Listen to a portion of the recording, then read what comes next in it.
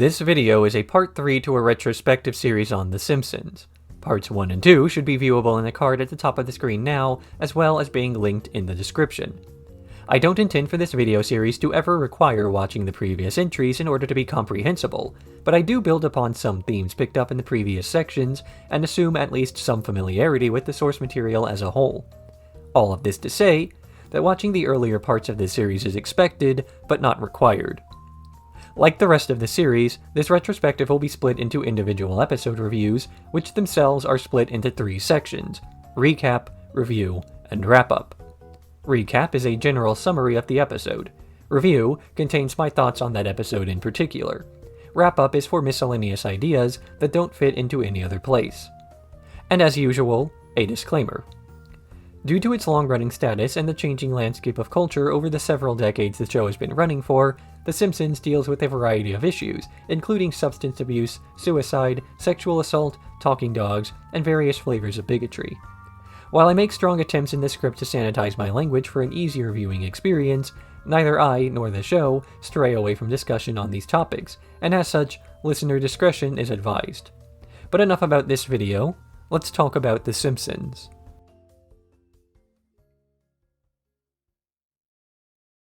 Season 7. The Simpsons, at first, was a show that reacted to America, a show about the viewers at home who were watching it. It detailed events in our lives in a more succinct way than many other shows of its ilk had managed by refusing to allow things to end in a sappy, happy manner. They argued, they fought, they were violent, they were cruel, but they were loving, valuable, and their stories mattered, if only to themselves. So much of TV had presented us with a version of how things could be, or ought to be, a means of escapism so that we could distract ourselves from the parts of reality that were less palatable. But then The Simpsons came along and, rather than straying away from these aspects, embraced them. It showed a side of America that was ugly, loud, stupid, but realistic, and it helped us to get a better idea of the real world in this way. We can tolerate the worst parts of our society much more easily if we see them more often. Something about watching America's family live through our own struggles made them feel much more real, and that we weren't the abnormal ones for being, well, abnormal. That we're all of us strange, and thus, none of us are. But once this idea became normalized, then what? By season 7, the radical shift in media caused by the Simpson family had had an effect on the rest of the media landscape. It was no longer a novel idea to sow dysfunction on television and present it as normal. So many other shows imitated the formula that it forced the original to evolve or get left behind. The Simpsons went from counterculture to culture. But being culture comes with its own set of unique challenges and opportunities, and the Simpsons writing staff was more than ready to embrace this shift as they started making plots that were no longer about America and started to make plots that were about the Simpsons.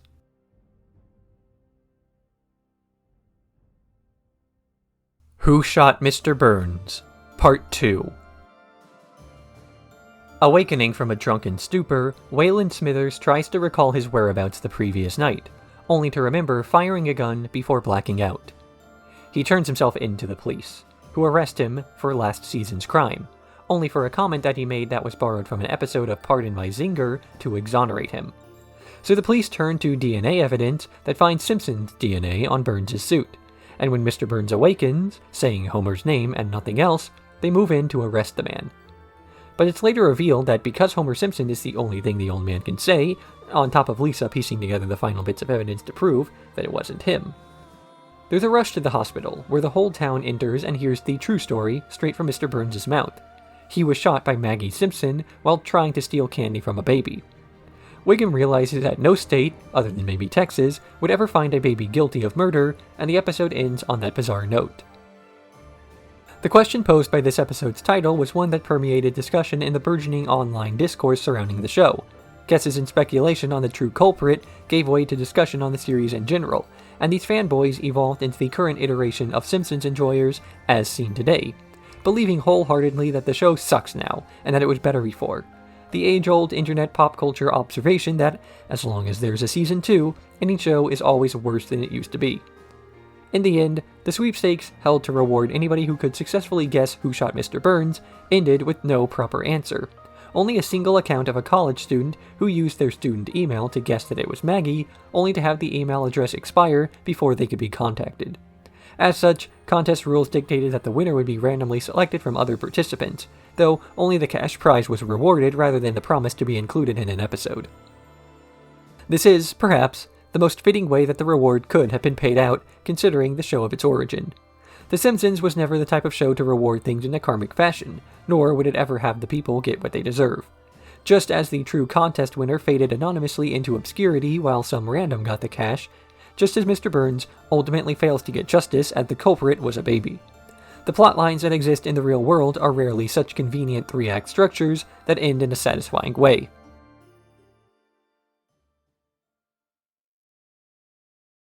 Radioactive Man. The movie for Radioactive Man is setting up production, and they've chosen Springfield as their location, scouting local talent for a Fallout Boy. Bart auditions for the role, but is an inch too short to play the character, and it's instead given to Milhouse. But show business isn't all it had appeared to be, and soon, the boy grows disenfranchised with the entire ordeal, ultimately deciding to give up the fame and fortune to run away. The whole town looks for him, with some trying to circumvent the need for the child actor. But it's Bart, and later Mickey Rooney, who find him and try to convince the Fallout Boy to return. But they fail, and soon production is shut down, not just because of the missing actor, but because of the series of new taxes and price gouging that followed the showbiz Teamsters latched onto the project. Milhouse ultimately winds up with the role, and later disillusionment, of Fallout Boy in this episode, despite Bart also auditioning purely because Bart had already received his stint in the business during Season 5's episode, Bart Gets Famous. Had he been an inch taller, this episode would have been a pure rehash of an earlier plotline, with the only distinction being the separate B-plot about the greed of Springfield, making it opposed to the supposed nastiness of a more corporate city. These two opposite plots create a sense of irony in the fact that Milhouse, of Springfield, dislikes how fake everything surrounding the movie production is, while the town of Springfield ends up being the thing to drive away Hollywood. And while the latter plot is presented almost entirely in a tongue-in-cheek manner, it still compares these differing values, that Springfield and America are both just as corrupt as one another, and the only thing that makes Hollywood any worse is the population density. And this perhaps is the reason that both Bart and Mickey failed to get Milhouse to return to his job. He resented the shallow life he had fled, only for another symptom of that life to try to convince him to return, alongside his friend, who was only following him in an attempt to suck up and take some of the hollow reality he discovered for himself. Was it that Hollywood corrupted America, or was it that America demanded that Hollywood corrupt them? If one reflects the other, then how can the two worlds really exist diametrically?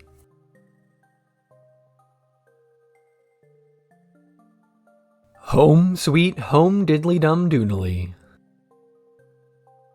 While Homer and Marge are out on a spa day, Bart gets infested with head lice, Lisa's shoes are stolen, and Maggie is unattended by Grandpa Simpson, which leads the school to send Child Protective Services to the Simpson household to investigate.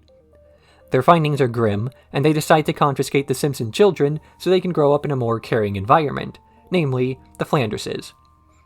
Homer and Marge are heartbroken over their failure as parents and attempt to pass a parenting course so they can have their family back. But as they're studying, Maggie starts to get turned into a Flanders, as she has the least experience being a Simpson. This comes to a head when Ned finds out the Simpson kids were never baptized, so he takes Bart, Lisa, and Maggie to the Springfield River to do the deed himself. But Homer arrives just in time, taking the holy water for his kids, and the family is reunited.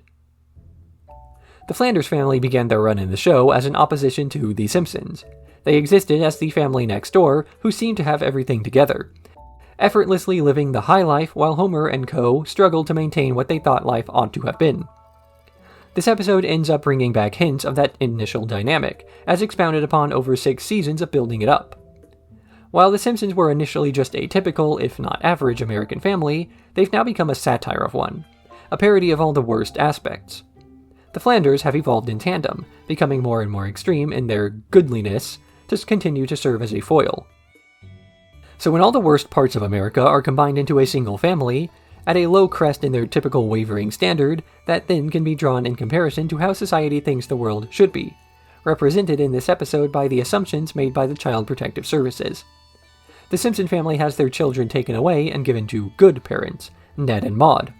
This is the type of treatment that one would expect, given the situation, but only if it were applied to the rules of the real world. While it's simple to assume logical reactions to the Simpson antics, The characters and setting have changed to the point where it almost appears as an injustice, purely due to how much the setting has diverged from ours.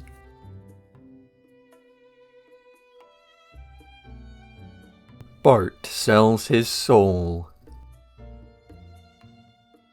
During a discussion on morals between Bart and Milhouse, Bart posits that the soul does not exist, so Milhouse has him back up his claim by selling his own soul for $5. But after a series of unexplainable and bizarre events, Bart starts to fear for his life without a soul and eventually turns to Milhouse to get it back. But Milhouse refuses to sell, causing Bart to go on the prowl for a spare one, eventually winding up back at Milhouse's grandmother's, only to learn it's been sold. He tracks it through multiple buyers before eventually fearing that it's lost forever. And just as he resorts to prayer, Lisa returns with the slip of paper, which Bart then eats. In the B-plot, Moe decides to rebrand the bar as a family restaurant, only to lose his temper around the constant atmosphere of children, and eventually he gives up on the dream and brings Moe back to its dank, dark self. For all the bizarre circumstances the Simpson family manages to get themselves into, one thing always remains a constant: that the emotional core of any particular episode will still remain as something resonant with its audience. Bart sells his soul, something which we all know is just an abstract concept that no piece of paper can possibly retain. And yet, with all the craziness you can expect in a typical episode, it's hardly a stretch to assume that one can, in fact, lose a soul by selling it literally to a third party. The world begins to react to his newfound loss in a tangible way. So many other shows would have resorted to some logical answer or had the changes merely be a self-fulfilling result of a change in temperament or outlook. But in The Simpsons, doors stop opening and animals turn hostile. Bart, with no soul, winds up desperate and harried by the situation, nearly attacking Ralph and almost appearing as feral. And this is a result we could have expected to come first, that the fear in his conscious mind would cause his collapse in sociality, and then for the universe to react accordingly. But the episode instead creates a stronger moral by going for a much less realistic interpretation of events. Interestingly, the exact opposite of the formula that made the show so popular in the first place, and here, the episode is elevated as a result.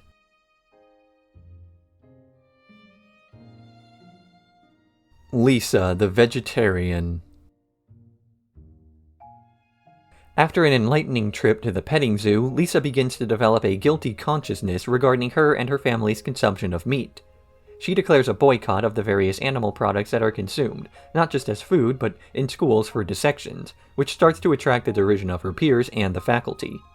This comes to a head when Homer, jealous of Ned Flanders' barbecue, decides to host his own on an even grander scale. Lisa decides to steal the roast pig main dish and throw it into the river, which causes an argument between the two, resulting in her leaving home. While away, she finally snaps from all the constant societal pressure and eats a hot dog from the Quickie Mart, but Apu reveals that this is a tofu dog, as he himself is against eating meat. He invites her to a rooftop garden where Paul and Linda McCartney reveal that they too are vegetarians, and that Apu is a vegan. The episode ends with the moral about not trying to force societal change that encourages Lisa to go back to Homer. Lisa's environmentalism comes from a place of loving animals, her vegetarianism being a result of guilt for the harm inflicted upon them at the hands of a careless industry. She conflates America's obsession with eating meat with the propaganda of industrial interests and fears the mass scale of unnecessary harm that it causes hourly. This, among the other various reasons for not wanting to eat meat, comes across as perhaps the most naive, at least compared to other concerns like environmental ones. But it is something that fits her character. Lisa Simpson is the type of person who really does care about the world outside of herself, which puts her in stark contrast not only to the rest of the world, but to the Simpson family itself. In this way, Lisa is a Simpson among the Simpsons. And it was this episode that would finally give a more concrete distinction to her character that would continue on to define her for years to come. It's the example of Flanderization, that is, to develop a character around a specific trait that can benefit the character at the center of it all.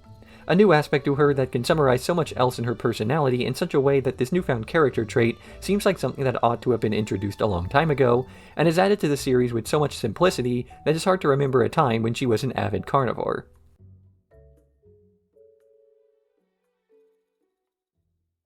Treehouse of Horror VI.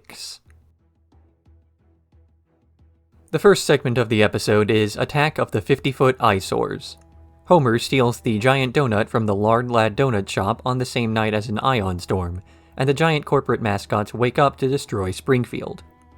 After some ensuing panic, Marge ultimately convinces Homer to give up the giant donut for the sake of saving the day. But this doesn't work and the town continues to take damage. That is, until Lisa notices a logo in a footprint that leads her to the origins of all the ads, and there, she learns that commercials don't have any power if you simply ignore them. So she helps to perform a jingle alongside Paul Anka to convince the town of Springfield to simply ignore the mascots until they return to their inanimate selves. The next segment is Nightmare on Evergreen Terrace. Bart gets attacked by groundskeeper Willie in his dream, only to wake up the next day with scars from his nocturnal injury. The other kids at school all report similar attacks at night, and after Martin is killed while resting in class, they demand answers. So Homer and Marge tell them of a PTA meeting where, due to the constant budget cuts to safety and Homer ignoring some good advice, the groundskeeper was maimed by their negligence, vowing to get his revenge by attacking their children in their dreams. So Bart and Lisa ultimately create a plan to confront him once and for all, and with the help of Maggie, eventually succeed in neutralizing the threat. The final segment is Homer Cubed. While trying to hide from a visit with Patty and Selma, Homer discovers a portal behind the bookshelf. He climbs in, only to find himself in the third dimension, lost and afraid. A few other Springfieldianites come together to try to resolve the issue, but ultimately they're powerless to do much. Soon, Homer accidentally tears open a hole in reality and, despite Bart's efforts to save him, he's launched into the real world, though he finds an erotic cakery and decides that maybe it's not so bad.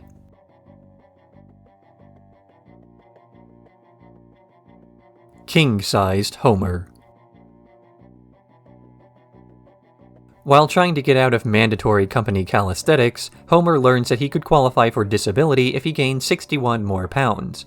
So, with Bart's help, he starts eating even more than usual to the point that he gets the extra weight, plus an additional buffer.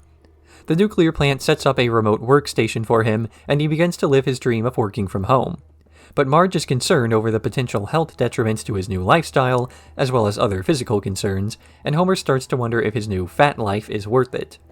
This comes to a head when his boredom and relaxed attitude results in a failure to vent nuclear waste, something that can now only be done manually. He rushes to the plant to turn the necessary valve, only to break the ladder and fall in, but his wide stature causes him to simply plug the hole instead of falling inside, and the Chernobyl situation is de-escalated to a mere 3-mile island. In the end, Homer decides to lose the weight for Marge's sake, and Mr. Burns pays for the liposuction. It's interesting to see how much societal view of obesity has changed since 1995, and also how little is really different as we've shifted from the age of supermodels into the age of thinfluencers. Homer has always been overweight as a parody of the voracious appetites of Americans, but here, just a little bit of extra prodding is all it takes for him to go from typical to disgusting. It's as if Americans don't really mind having a mirror held up to them, as long as that mirror doesn't exaggerate too much. And while fat jokes have always been levied towards Homer Simpson, it's a bit telling that here, the writers actually tried to tone down the negative perception of king-sized Homer.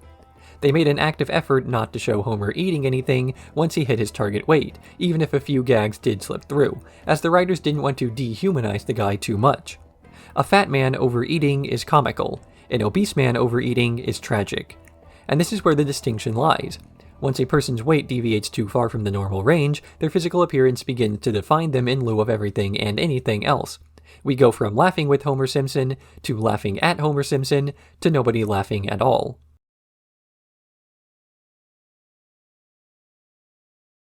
Mother Simpson.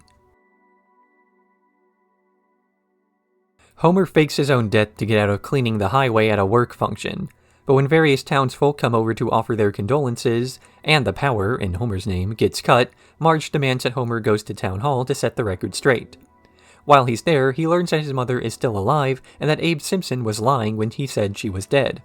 As it turns out, Mona Simpson is in town, as she assumed her son had died due to the newspaper reports. The two spend the next few days catching up on the lost years, with Lisa even happy to have some positive connection to the rest of her lineage. But she starts to grow suspicious of her new grandmother when Bart finds a series of fake driver's licenses, and they demand answers. As does Homer, who's wondering why his mother left in the first place. So Mona reveals the truth. She had to flee Springfield after an attack on Mr. Burns' biological warfare lab resulted in her getting caught and ID'd by the Springfield police. She spent the next 27 years running away from her past, but is finally ready to settle down in Springfield again until Mr. Burns recognizes her and sends the FBI to hunt her down. So Mona flees the city once more, although this time she's able to say a proper goodbye to her son. Mona Simpson exists as a sort of missing link between generations of the Simpson family. We only know so much about their past while knowing a lot about their future, and Mona Simpson's personality as a rebellious free spirit, or a free-spirited rebel, makes a lot of the existing puzzle pieces fit together. This is something said plainly in the episode itself as Lisa praises her new positive female role model.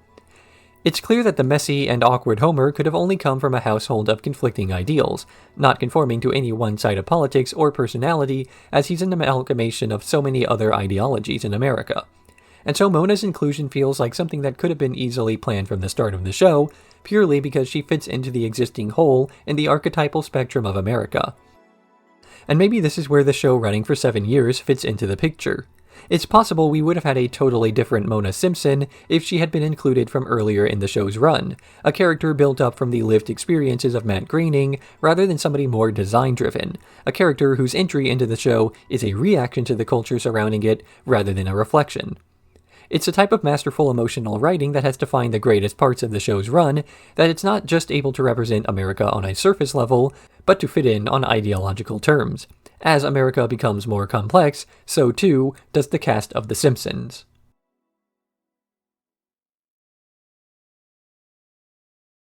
Sideshow Bob's last Gleaming. Sideshow Bob declares his intentions to continue his social crusades, this time targeting the medium of television. He targets an air show that the Springwood minimum security prison is set to clean up at to escape, then, using his acting abilities, mimics the voice and mannerisms of a colonel to sneak into a storage room and commandeer a nuclear device. He then interrupts the show to decry television and demand that all TV be eliminated from the city, lest he detonate his bomb, leveling Springfield.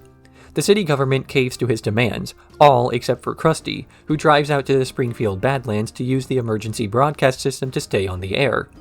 Enraged by this, Bob sets off the bomb, which turns out to be a dud.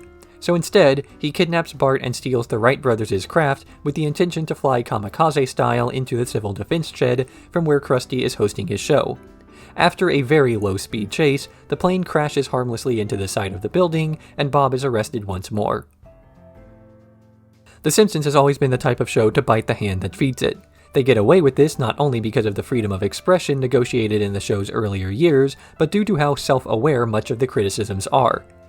Having a villain be portrayed as an intellectual, while much of the town he terrorizes are marked as barely literate, then having him go on a rant against the very medium on which the show is hosted could come across as entirely tone-deaf were it not pulled off well. But the writing staff of The Simpsons is consistently able to present arguments and opinions in such a way that they can use humor to deflect any potential arguments of a bad faith message, helped by the fact that they're always willing to poke fun at themselves just as much as at everyone else. Sideshow Bob has a point in his crusade against television despite it really being a very personal vendetta.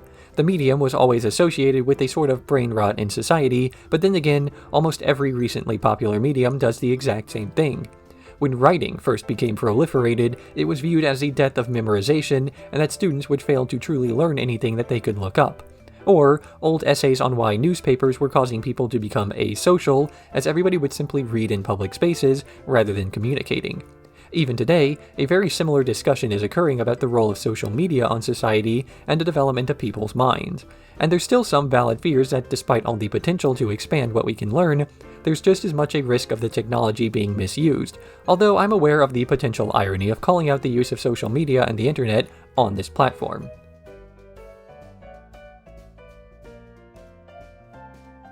The Simpsons 138th episode Spectacular.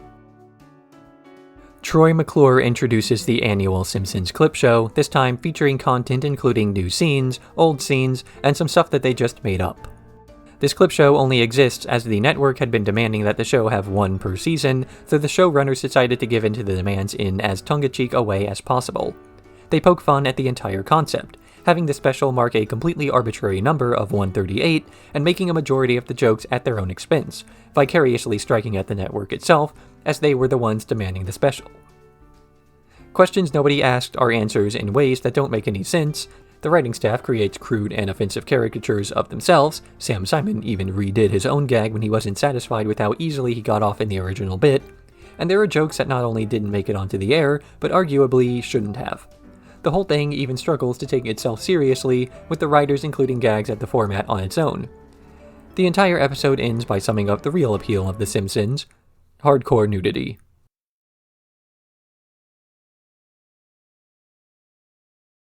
Marge Be Not Proud. Bart desperately wants a new game, Bone Storm, but Marge refuses to buy it for him due to the price and its violent content. So he enters the try and save on his own, and after a bit of prodding from his friends, decides to simply steal the game. But he's caught by the store's security, who tells him that if he ever returns, he'll be sent to juvenile hall. The next day, Marge takes the whole family back to the same try and save for their family photos, unaware that Bart is banned from the store. He gets caught, with the security footage being played in front of the whole store, as well as Marge herself. Disappointed in her son, she starts to wonder if perhaps she's coddling him too much and stops babying him as much as she used to. But Bart interprets this as his mother no longer loving him because of his crime. So in defiance, he returns to the try and save from before, sneaking something from the store back home while hiding it from Marge. Thinking that he's shoplifted again, she demands to see what it is, only for the object to be a better photo of Bart than the one he ruined earlier, reinvigorating Marge to want to spoil her son once again. The most obvious mirror to this episode comes from the Season 1 episode The Telltale Head, in which Bart is pressured by his friends into committing an act of vandalism. Here, he's instead pressured into shoplifting, although the episode then diverges from the earlier story by focusing less on Bart's guilt over the actual crime, and more on Bart's guilt over hurting his mother's feelings. She loses trust in her son, thinking that he's grown out of his childhood innocence before she realized it, as now he's making bad moral decisions on a much higher level than a child would. So by focusing on the character aspects of Bart's crime, it takes on a different context. The episode is one about Marge's relationship to her son, rather than Bart's relationship to himself, and yet it still carries a few tinges of the latter. It isn't stealing Bone Storm that Bart feels guilty about, it's the effect that act had on Marge, and that gets to him. And this episode draws more focus to this relationship by comparing it to Homer's reaction. He remains rather nonchalant, serving as comic relief to the story, while Marge gets to have the character moments.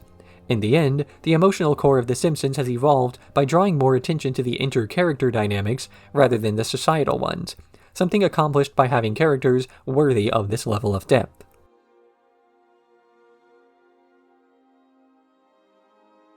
Team Homer.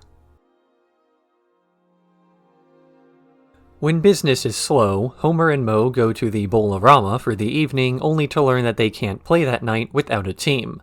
So they grab Apu and Otto, who happen to be standing nearby, and form the Pen Pals. Although there's still the question of the $500 registration fee, which Homer gets from a high-on-ether Mr. Burns. The Pen Pals manage to use team-based cheers to root each other on to success, resulting in their ranking shooting up to the top of the leaderboards. That is, until Mr. Burns comes to and questions the check in his name.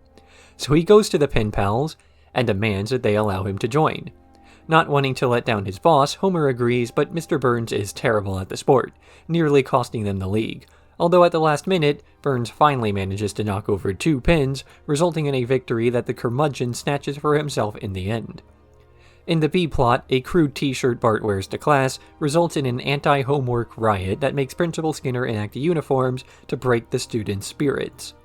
These work for a while until it's learned that they're not waterproof, and the colors bleed into a rainbow that reminds the students of their oppressed youthful rebellion. Just as quickly as the Pen Pals are supported by Mr. Burns, they lose their team to his whims, a lesson in sponsorships and how you don't truly own anything when someone else is the one paying for it. Though this is done in a relaxed enough way without too much attention called to it to really draw a comparison, at least not one made on purpose. But if I did want to look too far into this episode anyway, I could make an argument that Mr. Burns here represents the Fox network, while the remainder of the Pen Pals are the showrunners, trying to express themselves in a way that pleases the demands of their financial backers, while also creating a bowling game good enough to be proud of. Bart and Lisa get a plotline about conformity in this episode, and sticking to that theme well, Bart gets molded into the rest of the student body around the halfway point, about the same time that the uniforms are introduced. It's an interesting thematic development that the characters whose actions caused the introduction of the conformity enforcing uniforms stops being a central player as he becomes just another face in the crowd. Maybe there's a joke about the kids seeing a single rainbow and immediately being indoctrinated into disobeying authority, but I've already made one big leap of logic in this episode's retrospective, so I'll end the subject here.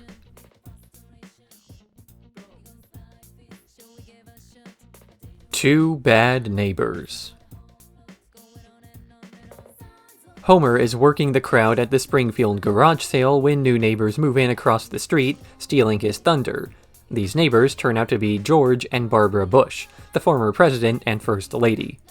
They're welcome to the neighborhood, yet warned about the presence of the Simpson family, who are considered less than kind. This is proven when Bart arrives across the street and begins to mess with things around the house. Despite Barbara's approval of the boy, George is infuriated, which comes to a head when Bart destroys the former president's memoirs. So he spanks Bart as a form of punishment before sending him home, and this causes Homer to become enraged, demanding justice for the insult to his parenting. The feud between the neighbors turns less and less civil, ultimately resulting in a fistfight between Homer and George Bush that ends when Barbara demands he apologize. In the end, the Bush family moves out as George believes that the neighborhood brought out the worst in him, and Homer soon meets the new neighbor, former President Gerald Ford. Famously, George H.W. Bush once mentioned in a speech that the typical American family ought to behave more like the Waltons and less like the Simpsons. His campaign at the time made a big focus on American family values, which also led to a series of bafflingly out-of-touch statements from Dan Quayle. There was this idea that the moral fiber of the country had degraded purely due to adapting to more fundamental cultural changes, and this episode was meant to reflect that concept rather than any sort of political charge. According to the showrunners, the episode was not a political attack, but a personal one. Because for all his posturing on being a good and upstanding and moral, Bush is then portrayed as a crotchety old man, the kind to lament that children no longer play outside anymore, but also shoot at a child for riding his bike. The feud with the Bushes was by this point 2 years old and not really in the public's consciousness anymore, so the episode was less about the family arguing against an individual and more of a spat against the idea of a real person being placed into the world in which the show took place in. It's an acknowledgement that the show's satire has to be all-inclusive, deviating from the real world to make points about it, a concept that would later come back in the Season 8 episode Homer's Enemy.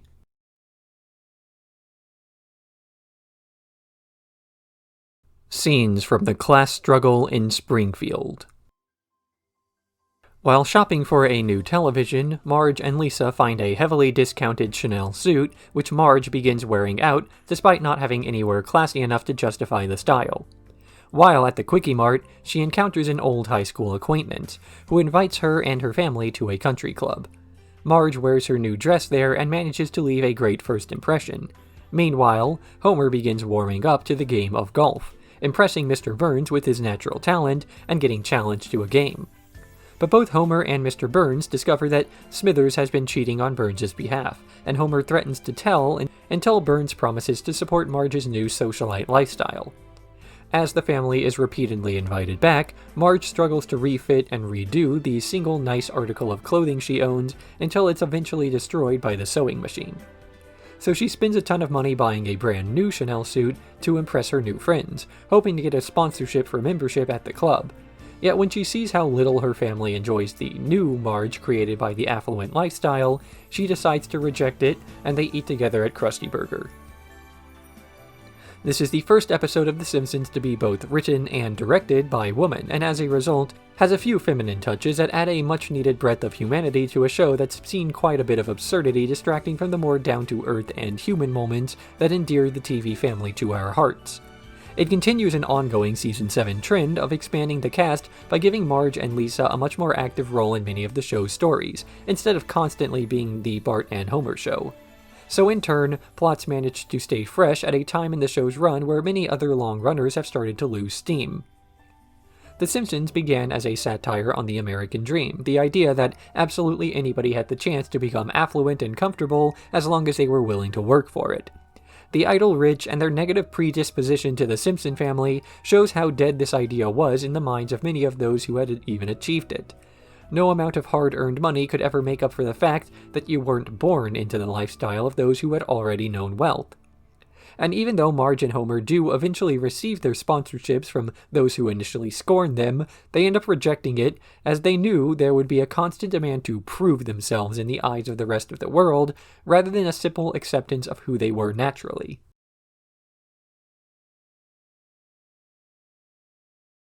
Bart the Fink. Bart gets a checkbook and devises a plan to receive Krusty's autograph by having him sign a check, only to receive a stamp from a Cayman Islands holding account which ousts him as a tax fraud. He's fined a hefty amount and his assets are seized by the IRS, resulting in 40 years of garnished wages that make him live the life of an everyday man. So he crashes his plane into a mountain, dying in the blaze. Or so everybody believes. Bart holds out that the TV clown is still alive, as he keeps claiming to have seen him in various places. And although this is initially believed to be the result of his grieving guilty conscience, he eventually finds more evidence that Krusty has faked his death and changed his name to Rory B. Bellows. Bart and Lisa confront the man at the Springfield docks and see through his story of being a humble scrap iron salvager, eventually managing to convince him to return as they know he can't stand the life of an average man, being drawn to the inflated sense of self-worth. In the end, Krusty fakes Rory's death to use the hefty life insurance policy to fund his return. This episode has all the trappings of a heartwarming story of a broken celebrity relearning their love of entertainment, and could have easily done that. But as this is The Simpsons, what we got instead was an irreverent parody of that sort of sappy story. It wasn't the love of his career that brought Krusty back into the spotlight, but a love of being better than other people. Something that was also highlighted in the Act 2 low point, when his complaints about his condition had less to do with losing his belongings than it did with losing the respect that came with them. A typical sitcom would have used a plot of this kind to humanize its celebrity class, but this episode instead embraces the worst parts of its characters and comes across as more true as a result. Although there still are a couple of traces of this original level of emotional resonance remaining. For one, the desire for Bart to save Krusty's career, again, comes from a more character-driven aspect, that being his guilt over causing the whole ordeal. If Bart had instead tried to bring Krusty back on the air because he was bored of the IRS's replacement for his broadcasts, it would have given a different dynamic to the episode, that of horrible people helping out horrible people for selfish motivations. But instead, Bart's inner goodness and Krusty's inner wickedness create a comparison between how we as a society accept different personality traits in one another based off status. It's okay to be nasty as long as you're rich, but if a poor man mistreats someone else, it's just off-putting.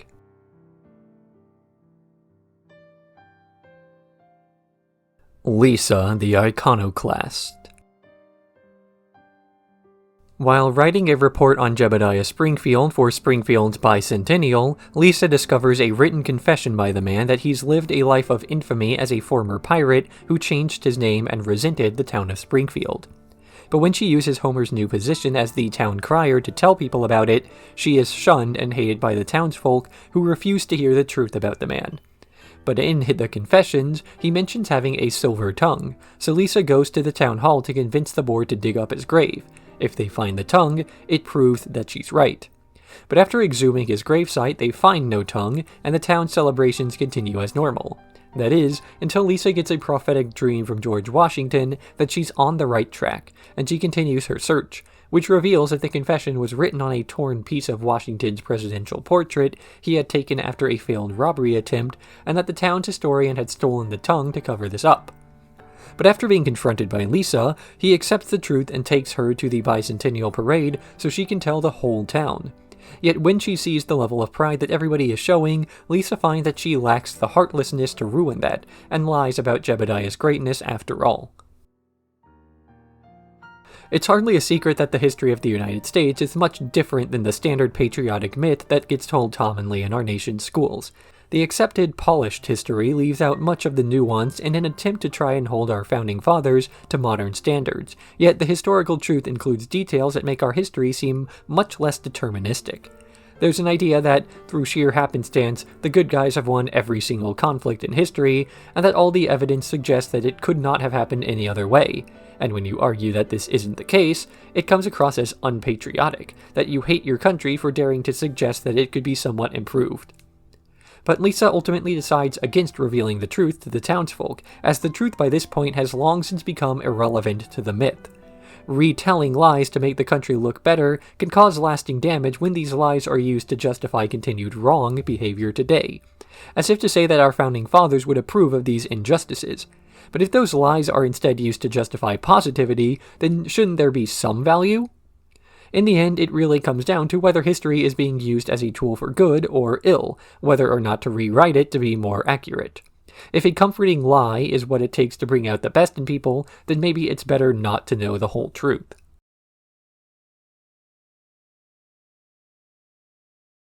Homer the Smithers. Mr. Smithers has a nervous breakdown after failing to prevent Lenny from giving Burns a thumbs up after an employee excursion, and is ordered by his boss to go on a mandatory vacation. Not wanting to be permanently replaced by his temporary replacement, he tries to find the least competent employee at the power plant to do his duties, and selects Homer Simpson. Homer predictably fails at everything, until Mr. Burns' constant nagging gets on his nerves enough that he snaps, assaulting his boss in his office. But when Homer returns to apologize, he finds that Burns is cowering in his presence, and demands that Homer not help him, becoming self-reliant in the process. Smithers returns from his trip to find that Mr. Burns no longer needs him, and Burns fires his former assistant, which results in Smithers desperately trying to find new work. Feeling guilty, Homer tries to help Smithers get his old job back, but when he ruins the attempt, Smithers attacks him and their scuffle pushes Burns out of a third-story window. Now completely dependent on others while recovering, Mr. Burns rehires Smithers. Some character dynamics are self-fulfilling, in the sense that Mr. Burns has hired Smithers to help him out, with these responsibilities becoming more and more encompassing as he's dependent on to perform them. This sort of dynamic shift is one of the contributing factors to the Flanderization of characters, like a straight man in a comedic duo allowing the other characters' wackiness to become exaggerated, leading to a simplification of who both of them are. So long as there's an enabler, the behavior will continue to deteriorate. But just as much as this can be a crutch for a writing staff, it can also become a tool if the creators are aware of the influence. Knowing that Mr. Burns has become more and more dependent on Smithers, not just for performing daily tasks, but for carrying the other half of a comedic duo, the writers can exploit this to create a character exploration. What happens when you take away half of this pairing? Who can fill the role of the other half, and how will their character differences change the other? We get to understand Mr. Burns a lot better by seeing him standing alone, and it's a bit of a shame that there wasn't quite as much development from Smithers as he, too, got some time in the spotlight.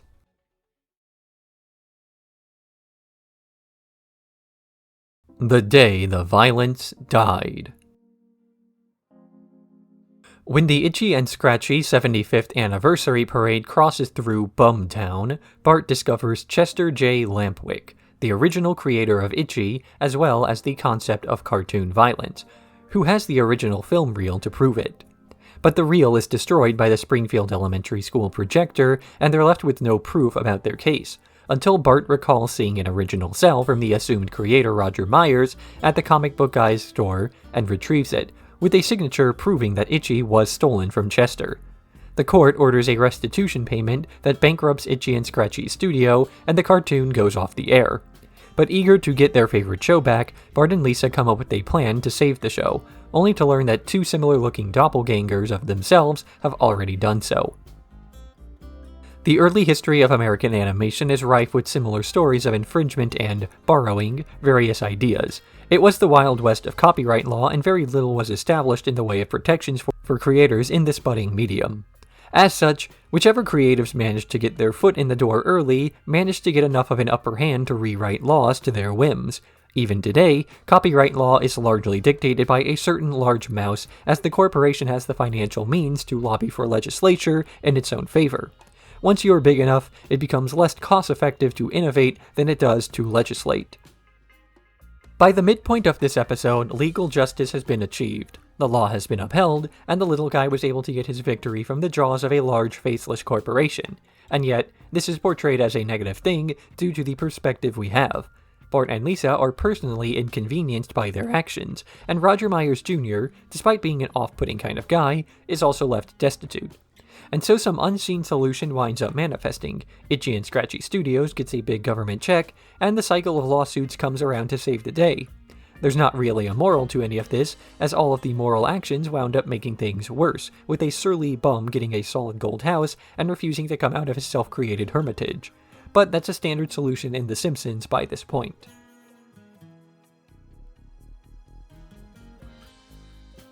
A fish called Selma.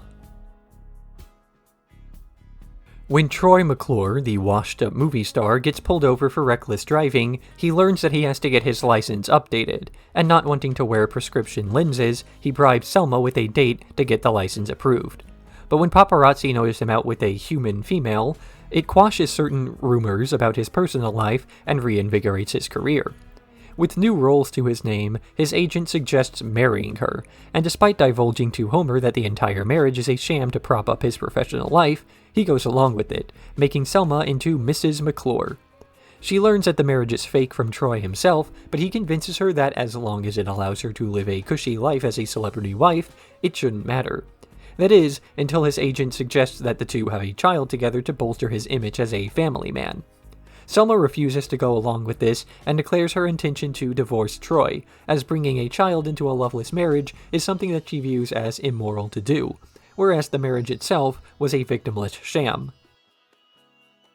Selma's desperation as a single woman has caused many plots before, but she's always chosen to be true to herself instead of ramping up any relationship before it gets serious. However, this relationship makes it the furthest, because it was never serious. While she is at first enamored with the life she's being offered, the marriage never really has a firm emotional connection between the two, the very thing that has caused Selma before to call it off, feeling as though she's losing a part of herself to a person other than Patty. Once Troy and Selma get closer in an official capacity, she keeps going along with the new life, because it's still very much her own. She's not actually a Mrs. McClure in any sense of the word except legally. But while Selma herself might be content with this arrangement, she still understands that it's far from ideal. An awkward place to be against your will, but as long as she's okay with it, then no harm is done. This hesitation, though, manifests when McClure suggests a child with her, a child who has no say in the matter. In the end, while Selma is okay with selling out her ideals for a shot at living the good life, not as though she had much else to go, she still recognizes that it's a very careful balancing act between misery and isolation, and one that perhaps she won't always be able to navigate for both herself and a potential child.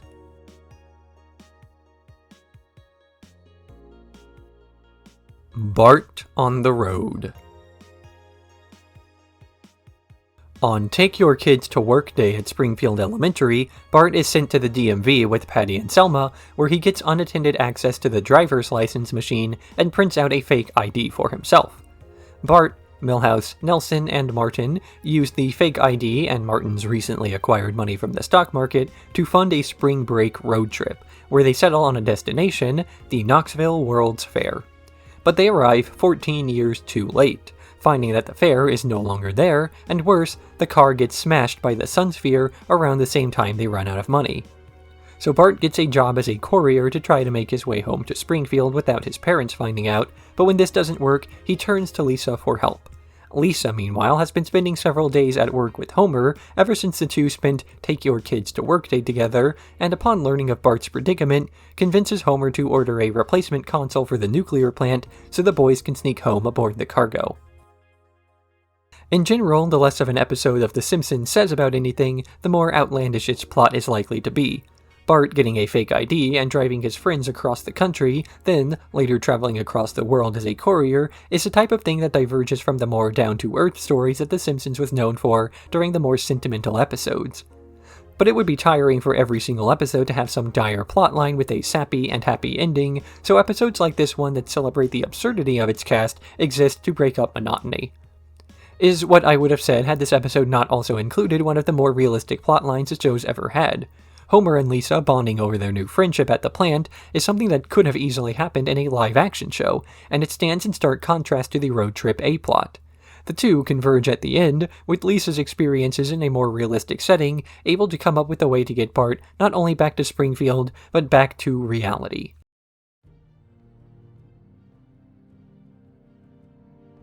22 short films about Springfield.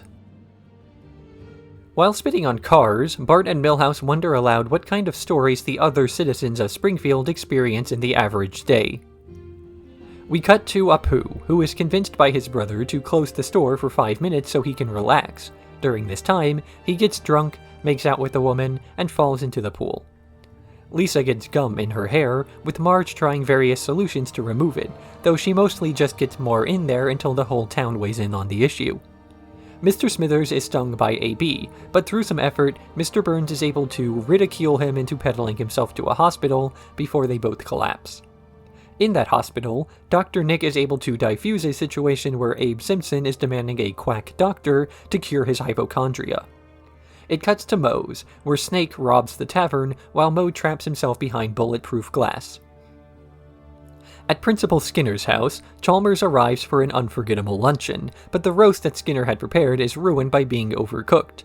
Rather than admitting his error, he doubles down on the luncheon by preparing to sneak out through the window, purchasing fast food from Krusty Burger, and disguising it as his own. Although, when Chalmers catches him crawling through the window, Skinner pretends he was merely stretching. Additionally, the smoke coming from the oven is actually steam from steamed clams. When Skinner returns with the burgers, Chalmers is confused as he believed that they were having steamed clams, to which Skinner corrects him by saying that he actually said steamed hams, what he calls hamburgers. When Chalmers tries to point out how similar these steamed hams are to Krusty Burgers, Skinner struggles for another way out before the house catches fire. Once again, Skinner lies to the superintendent by claiming that these are merely the Northern Lights. In the end, Chalmers is impressed by the steamed hams, with no idea how terribly things had gone behind the scenes.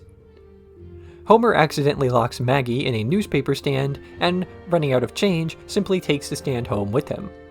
The Springfield police force reenacts a scene from Pulp Fiction, then another scene after a chase with Snake hits Wiggum after his robbery from earlier. The Bumblebee Man recounts his horrible workday to his wife before accidentally destroying his house in an accident involving oranges. Reverend Lovejoy teaches his dog to do its business on Ned Flanders' lawn, which Flanders catches him in the act of. Cletus, the slack-jawed yokel, finds a pair of boots on a power line, but returns them when his wife Brandine mentions they would scuff the floor in her job interview. Milhouse gets involved in the Pulp Fiction reenactment when he has to stop somewhere to use the bathroom, accidentally freeing the hostages when he knocks out Herman. Lisa finally gets her hair fixed, but Nelson laughs at her anyway before turning his attention to a large man in a tiny car who reacts to the taunt by forcing Nelson to march through the center of town with his pants around his ankles. In the end, Bart and Milhouse agree that everybody in Springfield does, in fact, have an interesting story, there's just not enough time for all of them. Such as Professor Frink, who was running late due to a monkey stealing his glasses.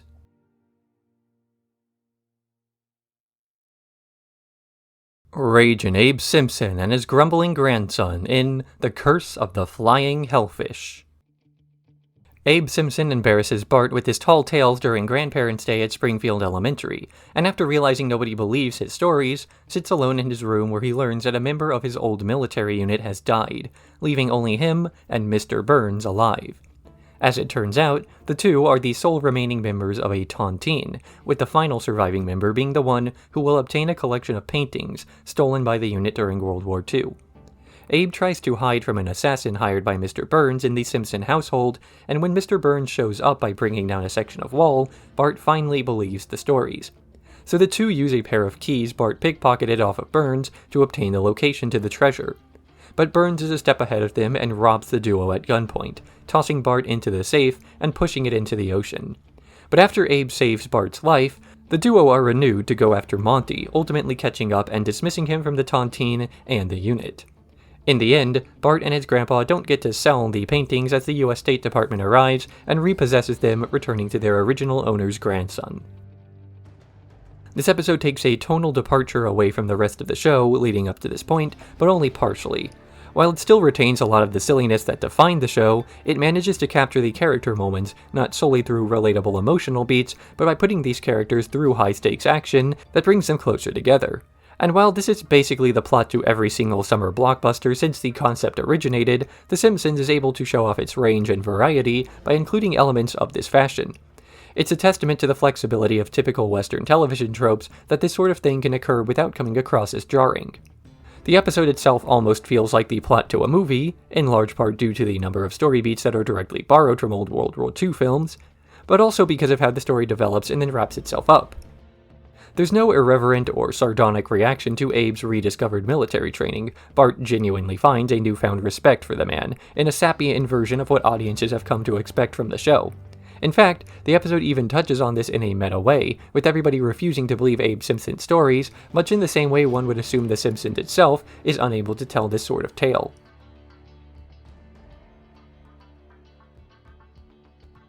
Much ado about nothing. When a bear walks down Evergreen Terrace, the citizens of Springfield demand the city do something about it, so a bear patrol is funded to keep them out of town. But the tax increase to pay for this patrol causes the citizens to grow even more resentful, and they demand a tax cut. So Mayor Quimby weasels out of responsibility by blaming the tax hike on immigrants. Proposition 24 is made to drive out every illegal immigrant in the town of Springfield, and there's a frenzy of support for it. Although, when the Simpsons learn that Apu has been living in America with an expired visa, they change their minds and start a brainstorming session to keep their family friend around, settling on an amnesty clause to allow for Apu to take a citizenship test. He spends the night studying with Homer, and eventually manages to prove his knowledge of the country well enough to stay. Despite the law passing anyway, the family celebrates a victory, that everything turned out alright, at least for the people that they care about. This episode best represents the American spirit of climbing the social ladder up to the American dream, then pulling it up behind you. The moment you finish taking advantage of all the support systems that got you to a better way of life, you turn around to decry them as a negative thing. It's the reason that a country founded by people leaving for better opportunities also has such a strong social movement of cutting those opportunities off from the rest of the world, that others may not fit into the culture that we ourselves just learned how to navigate, because if they do, they might start to demand the same destructive economic policies that we ourselves just asked for. So many characters in the cast of The Simpsons are characterized by some kind of one-note crazy stereotype about who they are. Here, we're shown Apu trying to reject this label on himself, gaining citizenship in an effort to legitimize his claims of fitting in. But it ultimately results in a fear that he's forgotten who he is, that to be an American is to give up being unique, as that's the only way to get acceptance. But so many of the other characters in the show are viewed as crazy or eccentric, regardless of their citizenship status. It's only an issue to act out if you're not already part of the in-group, but once you get into the club, you're free to do whatever you want without scrutiny. This episode ends up deriving much of its memorability less from the social issues it tackles, and more from the emotional issues it reflects.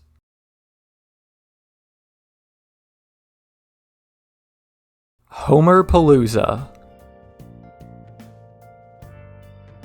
When the Springfield Elementary bus is destroyed, Homer has to carpool Bart, Lisa, and a few of their classmates to school, but while driving them around, he embarrasses his kids with his out-of-date music taste. He goes to a record store to try and catch up with the recent trends, but only proves how out of touch he is with the current state of things. So in an attempt to fit in, he buys Bart and Lisa tickets to a music festival. But he continues to prove how detached he is from the younger generation until an accident involving Peter Frampton's inflatable pig launches a projectile at his stomach, which he absorbs without harm.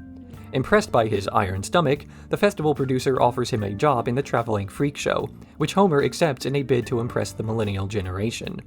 This works, and Bart starts to idolize his father again, but Homer learns that if he takes one more cannonball to the stomach, he may die, right before he's set to perform in Springfield.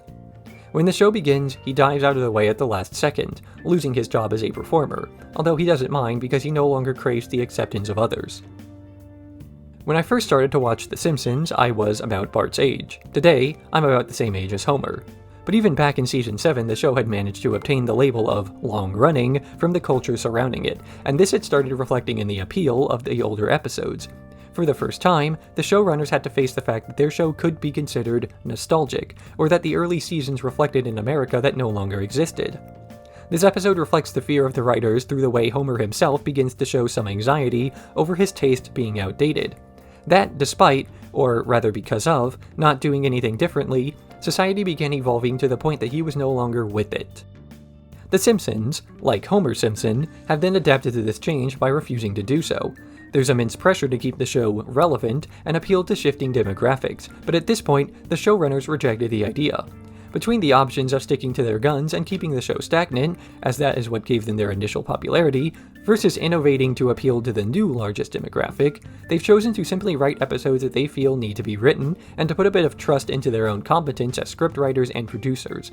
And considering the still fondly remembered status of Season 7, this strategy has more than paid off.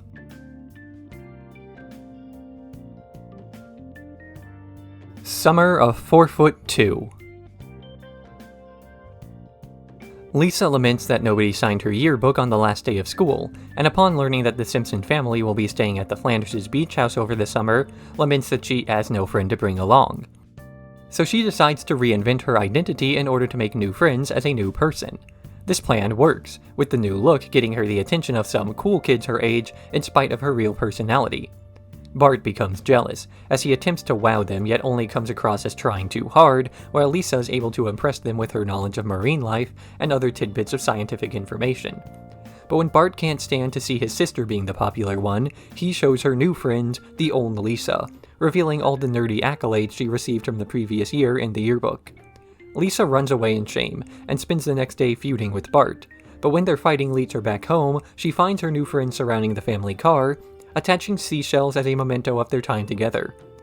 In the end, Bart apologizes to Lisa by having all her summer friends sign her yearbook, and the family returns to Springfield, fending off the seagulls that the shells attracted. It's a very common narrative moral to say that the best way to find happiness is to be yourself, but Lisa has always enjoyed some level of self-expression in her hobbies and her ability to speak her mind, not winning many friends in the process. So rather than trying to be herself, she attempts to be anybody but herself, and makes new friends, enjoying a newfound popularity that she's never had before. And while so many other shows would have some predictable twist where her friends turn out not to be all they came across as, or Lisa laments that she doesn't fit in by pretending to be something she isn't, The Simpsons takes these lessons a step further by taking a step back. It's actually very difficult not to be yourself. Even if you put on a totally phony personality, you'll eventually slip and let out who you really are. This false facade can only hold out for so long, and just as Lisa did in this episode, you'll soon revert back to who you actually are. It wasn't so much that Lisa was convincing the new kids that she was somebody she wasn't, it was that Lisa convinced herself that she was somebody else. Her love of science and knowledge of people came to her advantage, and the fact that she could come across as a genuine person despite hiding so much of herself is actually a much more relatable personality trait than anything else that could have been in this episode. It's not about what you like, it's about what you are like.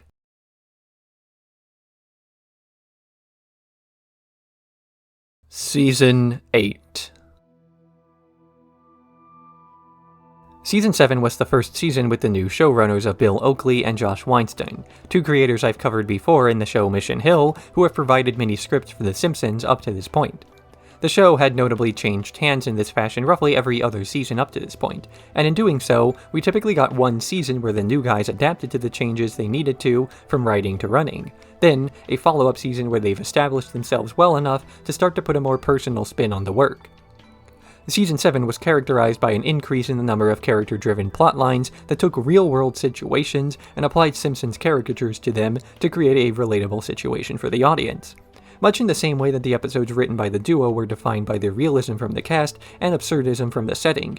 But moving into Season 8, Oakley and Weinstein got more comfortable to the point of letting some of that inhibition go. Moving forward, we'll start to see many plots that don't care for realism in favor of wacky, absurdist humor and situations that subvert our expectations of what comedy needs to look like.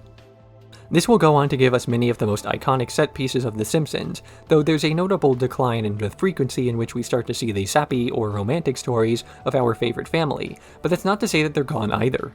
Seasons 7 and 8 are so incredibly alike in everything but tone, where there could not be a starker difference.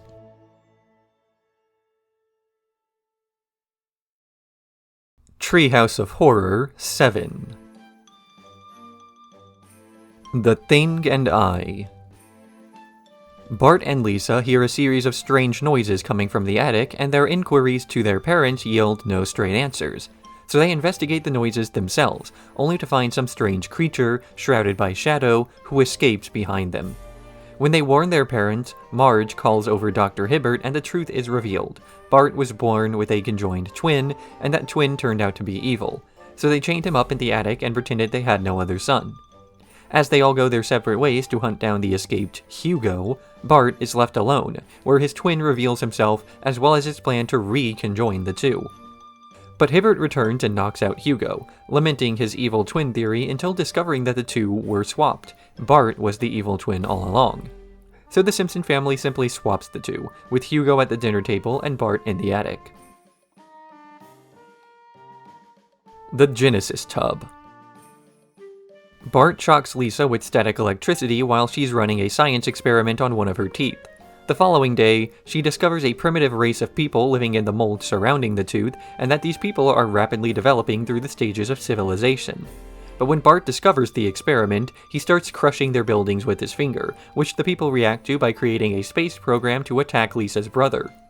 He vows vengeance at the same time that Lisa's petri dish creates a device to allow them to shrink Lisa to their size, where it's revealed that they worship her as a god. But as the tech to change her back doesn't exist, she's trapped there while Bart receives her prize for winning the science fair, and Lisa resigns herself to being worshipped. Citizen King. Homer gets abducted by aliens who demand that he takes them to the leader of Earth, though as it's an election year, he's not sure who that will be. So Kang and Kodo simply decide to kidnap both Bill Clinton and Bob Dole, impersonating them so they can rule over the Earth, or at least America, though in the realm of 90s television there's not much of a distinction. Despite their odd mannerisms, the facade is maintained thoroughly, until Homer is able to make it back to Washington to reveal the ruse. But, since it's a two-party system, the American public elects Kang as their leader, who immediately enslaves the planet.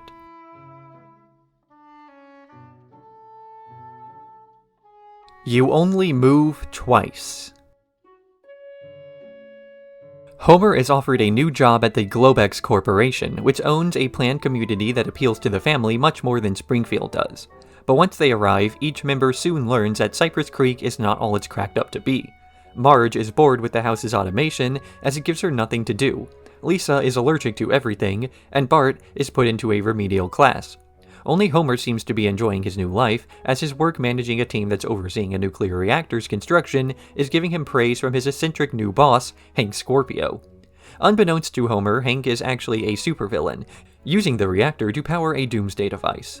And when he approaches his boss about his family's issue, Hank is disappointed but ultimately agrees to let his employee go. In the end, the Simpson family returns to Springfield as Hank takes over the east coast of the US, rewarding Homer for all his hard work by giving him ownership of the Denver Broncos.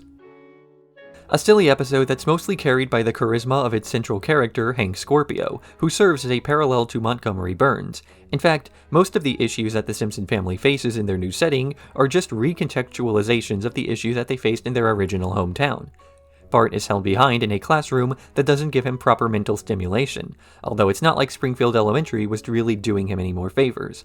Lisa's allergic to everything outside, but the environment of Springfield was one characterized by three-eyed fish and a permanently burning tire fire. Marge struggles to find purpose outside of being a homemaker, also an issue she's faced for the last 7 years that the show's been on the air. Even Homer, who fails to realize how evil his boss is going through the same thing he's been doing before. Being praised for his work without really understanding what it is he's supposed to be doing was effectively his job description before. All while he works for a cartoonish supervillain plotting destruction of the world for his personal gain. All that changes between Cypress Creek and Springfield is the expectation of greatness. They realize that their lives aren't any better despite the fact that they were supposed to be. At least in Springfield they could relax by knowing they were doomed.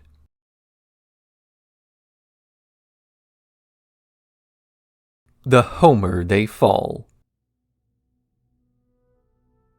When Bart's new belt is stolen by a group of bullies, Homer tries to stand up to their parents to get it back, but only ends up being attacked by the three of them. However, Moe notices Homer being struck by the men without falling over, and recognizes his potential as a boxer, developing a strategy for Homer to simply stand still until the other guy tires himself out. He enters the realm of boxing and works his way up the ranks, revitalizing Moe's old career as a former boxer himself, until an old acquaintance of Moe's, Lucius Sweet, approaches and offers a big career move for him. Homer will fight the heavyweight champion, Dredrick Tatum, in order to celebrate his return from incarceration. Marge is concerned that Homer will be killed and expresses her opinions to Moe, who knows the possibility exists but is more concerned with his own career to care. That is, until the match begins and it's clear that Homer's strategy of tiring out his opponent won't work against a real professional. Moe, realizing his error, steals a giant fan and swoops in from the skies to save his friend, flying off into the night with nothing left of his career but a $100,000 check and a flying machine. Despite starting out with a focus on Homer, this episode is about Moe's Sizzlack more than anybody else, developing his backstory and history, as well as providing some context about why he views the world the way he does. It's not uncommon for a more sleazy or villainous character to get some development later in a series that provides an explanation for their behavior in this way, but these often come with some sort of sympathizing done, a justification for that person's mistrustful nature or disdain for others. In this situation, though, it doesn't try to explain why Moe is the way that he is, just giving backstory that shows that he's always been this way. While the episode itself takes a largely humorous approach to this sort of character development, it still expands a lot of what we know about the guy. Even if he's a bad person, he can still have some moments of guilt that push him into doing the right thing. It's not like Moe reforms or becomes good, merely that there's a bit of good underneath it all that's just waiting for a moment to show itself. Moe goes from trying to relive his glory days vicariously through Homer, only to end up instead living his best life as himself, as Moe.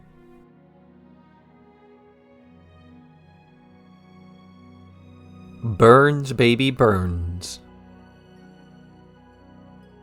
While returning from a trip to the cider mill, the Simpson family comes across a hitchhiker who turns out to be Mr. Burns' long-lost son, Larry Burns, on his way to Springfield to reunite with his father.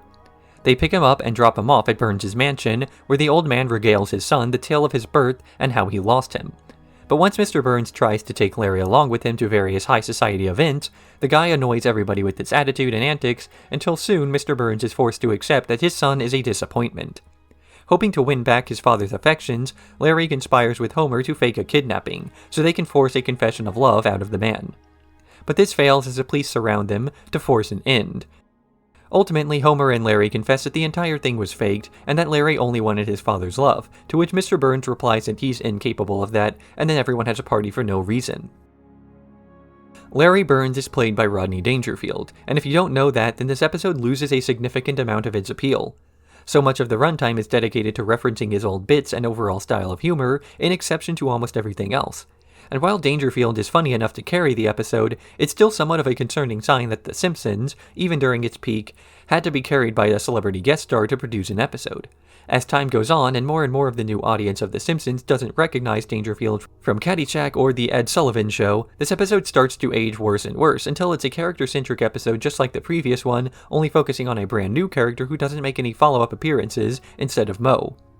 The overuse of its celebrity guest stars has been a concern in The Simpsons since episodes like Krusty Gets Cancelled, so it's not as though this is the first episode symptomatic of the complaint levied towards the later seasons and their obsession with the guest cast. But it does show a shifting sign following something like last season's Homerpalooza, where the bands were mostly one-off gags instead of the main focus. Overall, the episode is good, but for older audience members, it's great.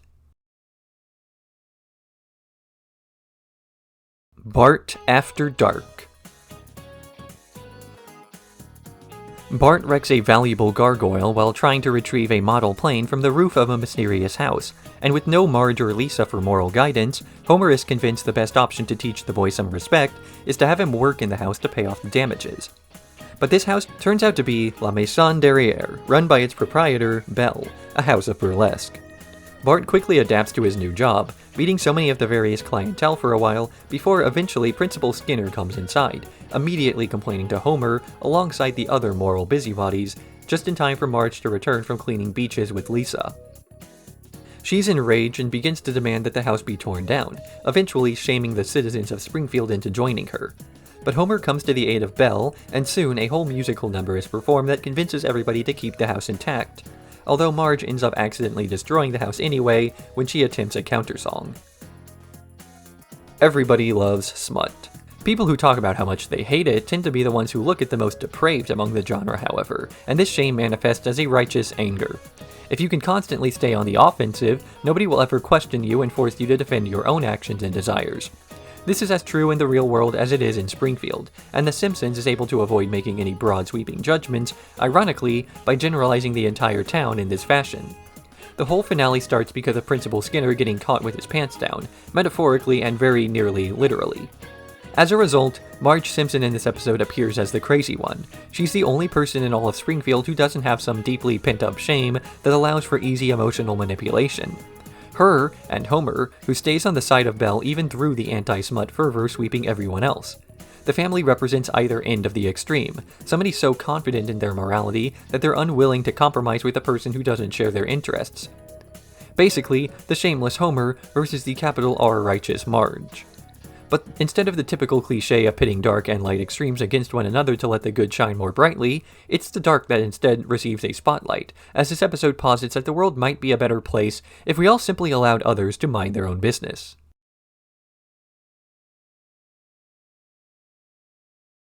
A Milhouse Divided. Tired of her family gorging themselves around the TV, Marge decides to throw a nice dinner party for their neighbors. But during the evening, Luann and Kirk get into an argument that results in the two divorcing. Marge feels guilty over causing this to happen, despite Homer's assurances that she's not at fault. Over the next few days, the two check up on their divorced friends, and while Luann is taking the divorce very well, Kirk is broken up over it, lamenting that he took his marriage for granted. This causes Homer to panic, as his marriage to Marge is barely any better than Kirk's was before it collapsed. So he tries to smother Marge with attention to prove that he loves her. But when this fails, starts to reminisce on his wedding and how disappointing it was before deciding that Marge deserves a fresh start. In the end, Homer files for divorce so he can remarry the love of his life with a proper start this time. Earlier episodes of The Simpsons have drawn attention to the failings in the marriage of Homer and Marge, with Homer attempting some grand romantic gesture in order to undo years of mistreatment.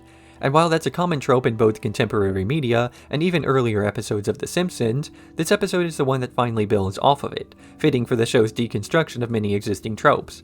Homer understands that he cannot undo years of neglect with a few tickets to an opera or feigned interest in his wife, so he eschews the entire concept of a grand gesture and vows a new start in the most transparent way possible, literally divorcing and remarrying Marge while stating that he doesn't want to half-ass it like they do on television.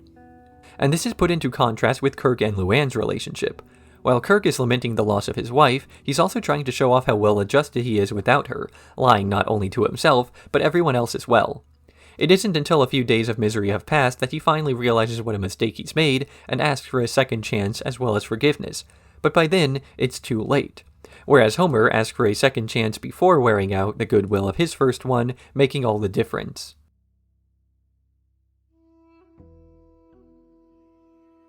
Lisa's date with density. While observing Nelson during his detention, Lisa gets detention herself for disrupting class, during which Nelson assists her in passing the time faster. This causes her to suspect that there may be a nice person somewhere deep down, beneath his cruel exterior. So Lisa announces her newly discovered crush on Nelson to the guy, and he goes along with it. After a few dates, though, Lisa starts to suspect that she may have been wrong about him, though a few words from Marge convince her to give it another try, and soon, she finds that he's a changed man. At least, outwardly. When his friends convince him to go back to his old ways and throw expired food at Principal Skinner's house, he lies about his involvement and hides out with Lisa for an alibi. But when she discovers that he lied to her, realizes that she can't actually change and that she was foolish to try.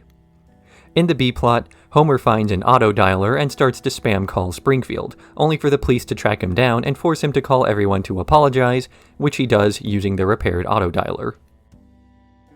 Lisa has always been the most emotionally open character of the main cast of The Simpsons, the one person who has the perfect combination of optimism and naivety to believe that there's some good in everybody. Whether it's trusting that the people at Homer's BBBQ will happily eat gazpacho to save the animals as she would have, or that a stereotype like Nelson has some inner character depth that no one else has ever taken the time to try to see. Because by this point in the show, so many characters of the cast have received enough development that they've stopped growing. There are hundreds of characters in the ensemble cast, so if there's a desire for a specific archetype to appear in a plot that demands it, the writers already have a character to choose from. This is why Flanderization occurs, but also how it can be circumvented. If we need a character to develop beyond their limited scope, it can happen as a response to another character's story. Each citizen of Springfield is a note on a piano, and there are millions of combinations you can make to form a chord, and as each note is played in tandem with another, you start to view each one in a new light.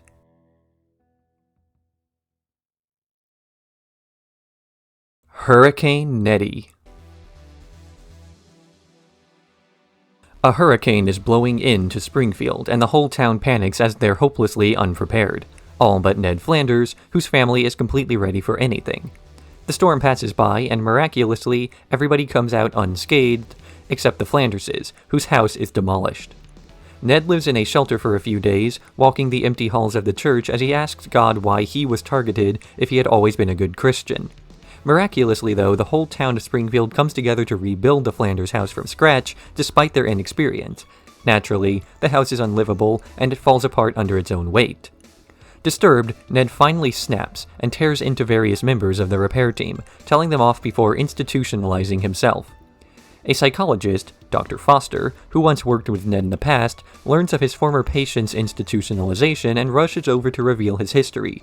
That Ned was once a hellion of a child with beatnik parents who, through a rigorous course of spankings, was straightened out, though this left him unable to express anger, releasing a string of diddly-doodlies instead. Finally, they're able to bring in Homer to the hospital to annoy Ned, and his frustrating behaviors finally allow him to express his disdain for his parents, granting him his freedom despite threatening to run down people with his car. From its inception, The Simpsons has always been a show about the fundamental absurdity behind much of the fantasy surrounding concepts like the American dream, that the ideals that were espoused on television were not only outdated, but never really true aspects of everyday life for anyone outside of a small selection of the upper middle class suburbanites. And yet, in spite of all the deconstruction the show's managed over nearly a decade leading up to this point, there was always one exception to the rule: Ned Flanders. He was the American that The Simpsons was trying to tear down, eternally positive to a fault, always willing to do the right thing, and taking a strong moral lesson from any negative situation. If the show denounced an idea as being too optimistic, Ned was there to prove that maybe it was just a curse of cynicism making that dream seem dead. Anybody willing to look at the positive aspects of things was also able to find those positive aspects much more easily. This episode had to take a nearly supernatural hammer to this characterization to finally break it, and then double down by stating that Ned was always repressed and crazy, even from the beginning. It's almost like the writers finding a flaw in their ideology, and then setting out to prove that we're all equally crazy, that only the sane people are even worse.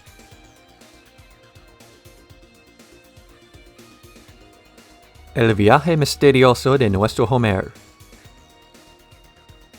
The Simpson family goes to a chili cook-off despite Marge's attempts to prevent Homer from learning about it, as she fears he'll get drunk as he does every year and embarrass them all.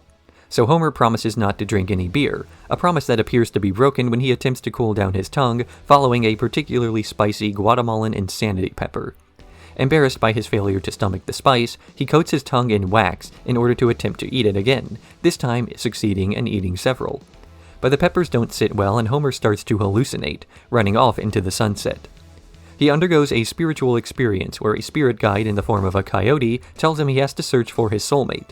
Homer assumes that his soulmate is Marge, with the coyote calls into question, and soon he starts to fear that it might not be her, especially so when, the following morning, Marge is furious with Homer for breaking the promise he made the previous day. So Homer attempts to find his real soulmate, but in his failures, soon winds up at a lighthouse where he plots to intentionally crash a ship by removing the light source.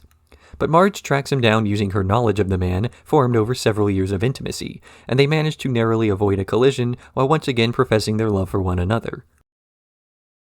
Homer assumes that his soulmate is Marge until the coyote, voiced by Johnny Cash, warns him that she may potentially not be. This forces him onto a spiritual journey, or a second one, where he attempts to find the true love of his, ultimately leading back to his wife. It's an episode that builds upon themes from earlier in the season about taking a relationship for granted. This episode is a test of faith for Homer's relationship with Marge, that only by calling into question these things can we reaffirm if they're true. Can loving really be a thing that you do passively? This episode was initially pitched as early as Season 3, but the showrunners at the time ultimately shot down the idea as being too weird for The Simpsons, as it was a more down-to-earth show. However, years of pushing boundaries, and of course a change in staff, allowed the concept to be revisited in a way that didn't contradict the tone surrounding the episode itself. The animations during the sequence were inspired by the works of Carlos Castaneda, and are worthy of being put onto a Roger Dean album cover, something that still makes them stand out among the rest of the show's visual style, but only just enough to call attention without creating too much of a shock to the audience. It's a testament to the show's evolution that an episode that departs so far from the typical visual style can simultaneously call into question the aspects of the very structure of the show.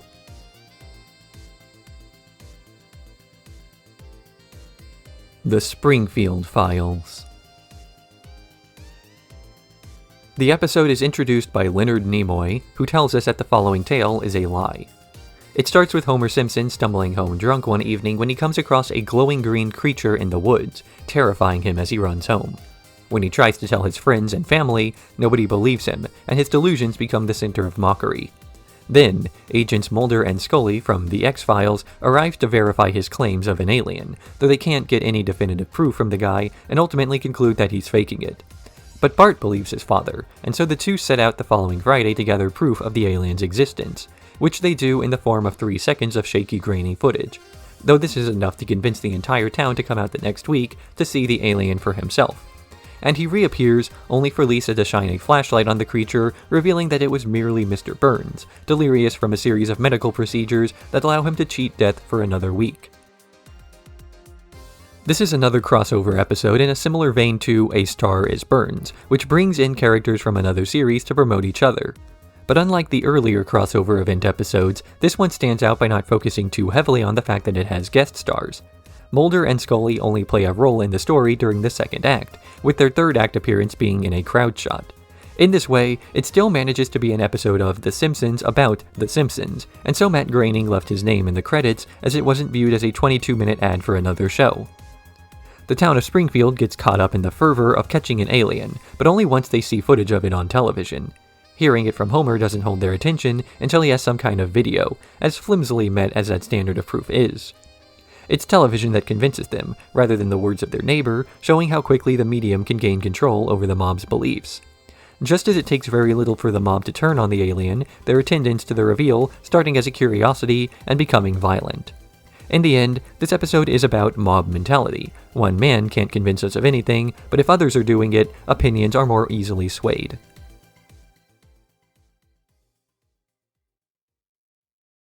The Twisted World of Marge Simpson. Marge is kicked from the Springfield Investorette group for not being enough of a risk taker, so she attends a franchise fair in order to find a new business to buy so she can compete against the group that expelled her. But Pretzel Wagon, the franchise she purchases, continuously fails to get off of its feet through a combination of direct competition from Fleta Peta and other various acts of Springfield. Demotivated, Marge is about to give up on her dreams when Homer turns to the one place he knows of to get her the extra business, the mob. The Mafia demolishes her competition, intimidating them out of town so the Pretzel Wagon can flourish, but when it comes time for them to collect, Homer refuses to pay up, and soon Marge is made aware of their involvement in her business. Ultimately, they refuse to be intimidated and try to stand their ground, only for the Investorettes to arrive at the Simpsons' front door with the Yakuza, and the ensuing mob fight fixes all of their issues.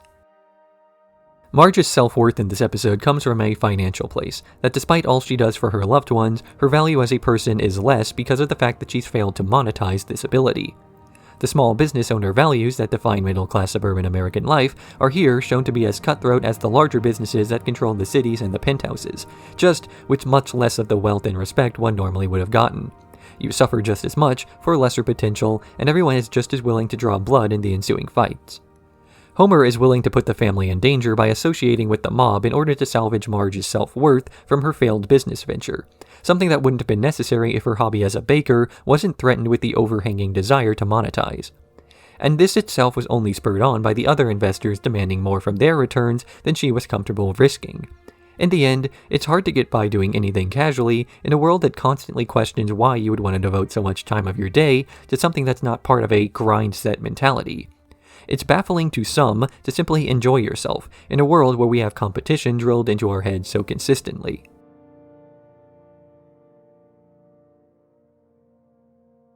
Mountain of Madness. Hoping to improve employee teamwork following a botched fire drill, Mr. Burns has the plant employees head to Mount Useful for a treacherous hike through the snow, with the last duo to arrive at the cabin being fired. Burns is paired with Homer despite his assurances to Mr. Smithers that the pairings were rigged, and Smithers is left by himself with the Simpson kids tagging along as Homer didn't realize that employees were not supposed to bring their families. Burns insists that he and Homer cheat by using a horseless sleigh to arrive at the finish cabin before any of the others, but while relaxing together, they inadvertently cause multiple avalanches which leave the cabin buried underneath several feet of snow. It's not until hours later that the rest of the employees realize that Burns and Homer aren't arriving at what they assumed was the finish line, that anybody is aware that there was an issue. Meanwhile, Homer and Mr. Burns grow increasingly paranoid of each other while trapped, eventually breaking into a scuffle where the propane tank is struck and the ensuing rocket house rescues the duo. This was one of the first episodes to really develop Lenny and Carl as a duo. Even at this point in the show, the two constantly being paired up together was being referenced, but their dynamic was always that of two background characters who happened to be in the same place at the same time, both more interested in whatever third person was holding their attention. This is the point where the two started interacting directly with each other out of anything other than happenstance, well, at least not from a meta perspective. The point where they stop being fellow barflies or employees at the plant and start to be represented as Lenny and Carl. The other pairings in the episode also play a bit with the new dynamics. Bart and Lisa had rarely interacted with Waylon Smithers up to this point for anything that wasn't directly plot-related. Here, the characters are given some time to just be themselves and see what sort of dynamic might appear. We also see a similar thing occur as Homer and Burns are put together in both a relaxing and a stressful situation, something only hinted at in Homer the Smithers, where Burns' involvement was as more of a plot device than a person. The episode's more absurd humor and setting give way for dynamics to be explored rather than anything more individually driven.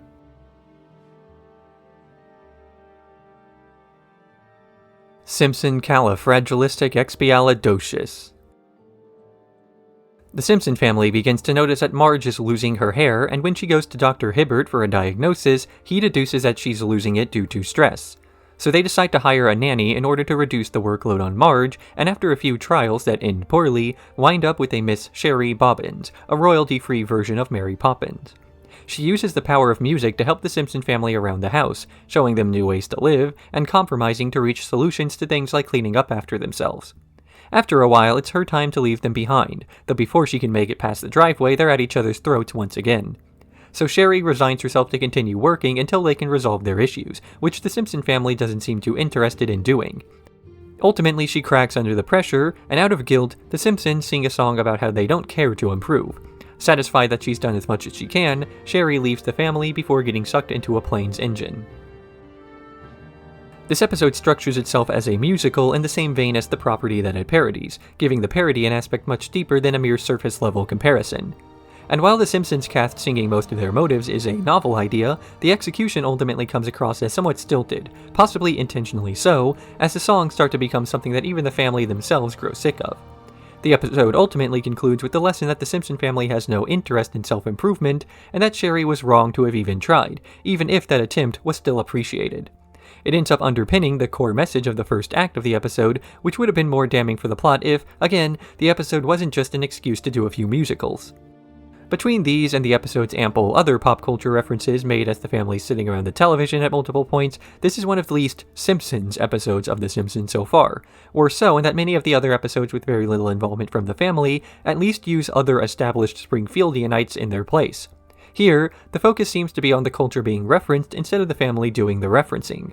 Where America once saw themselves on television, now they only see more television.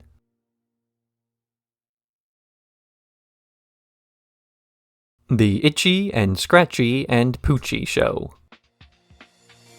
The ratings for Itchy and Scratchy are going down the drain, so the writers form a focus group to find out what's wrong with the show, and Lisa informs them that, after so many years, the characters and jokes are getting stale. So to combat this, a new character is introduced to the show, Poochie. He's every 90s stereotype rolled into one, and the new voice for the character is chosen to be Homer Simpson, after he insults the director during his interview. On the day of his unveiling, audiences hate Poochie to the point that the show is even worse received than before, so the writers make the decision to kill him off. But Homer refuses to voice the lines where his character dies and writes in his own, where he pleads to the audience to give the character a second chance and that they got off on the wrong foot. The writers listening in are moved by his statement, and when the following episode airs, it's revealed that they simply dubbed over all the lines poorly and wrote him out anyway. The removal of the character is so well received that Itchy and Scratchy is celebrated once again, and Homer laments not asking for any creative control or money.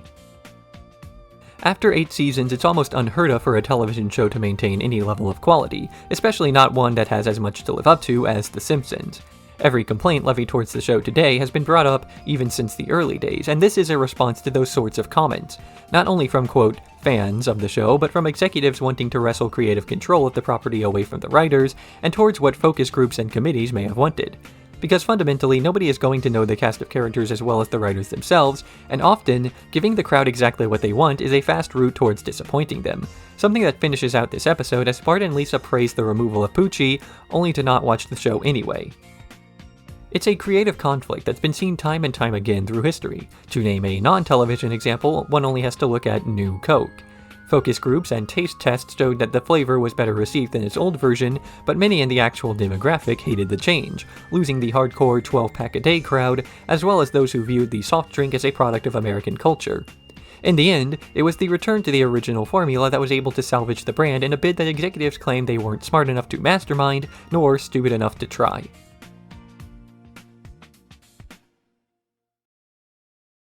Homer's Phobia. When Bart destroys the gas main, the Simpsons have to sell some old antiques to afford to have it replaced, and while at the collectible store, they meet John. John easily gets along with the Simpson family, finding a kitschy value in their simple American lives when they invite him over, and Homer expresses his fondness for the man, until Marge reveals to her husband that the man is gay. Terrified, Homer starts to fear the worst, that spending time around a homosexual may cause Bart to become infected in some sort and become gay himself. And when Bart starts to wear Hawaiian shirts and drag, Homer decides that it's time to straighten the boy out. But his attempts to show Bart manly things all end up backfiring until he gets the idea from Barney and Moe to take the boy hunting. Hopefully, killing something will work. But unable to find any deer in the wild, they instead go to a reindeer enclosure and encourage Bart to shoot a caged animal. But the reindeer grow restless around the men and surround Homer, who uses his body to shield Bart from their charging until ultimately, John shows up to scare the deer off with a robotic Santa. In the end, Homer tells Bart that he doesn't care how he turns out, and Lisa informs Bart what was really going through Homer's head over the episode. Homosexuality is often conflated with a lack of masculinity, with either one being at once a cause and/or effect of the other. It was not uncommon in the past for manly excursions to be made in an attempt to toughen up young boys under the assumption that it would make them straight, that sexuality is a learned behavior, and masculinity, as well as heterosexuality, is a social construct, ironically enough. When the truth of this situation is that it's a self-fulfilling set of stereotypes. Boys are told from a young age that they have to be manly, and that nothing is less manly than being gay. Once they learn to accept that they're gay later in life, this becomes an almost liberating feeling, where there's now zero social pressure to conform or perform masculinity, though some pressure to conform will still persist, and as such, there's a stereotype of the flaming homosexual when that's just the logical conclusion of a man who's no longer pretending to be something that he's not. This is a stigma that's faded over the last few years, especially, I've noticed in Gen Z, that there's barely a desire to pretend to be macho anymore, and rather than an immense pressure for men to be men can now be themselves. It's as John says in this episode, his preferred term is not gay or fruit or queer, but John.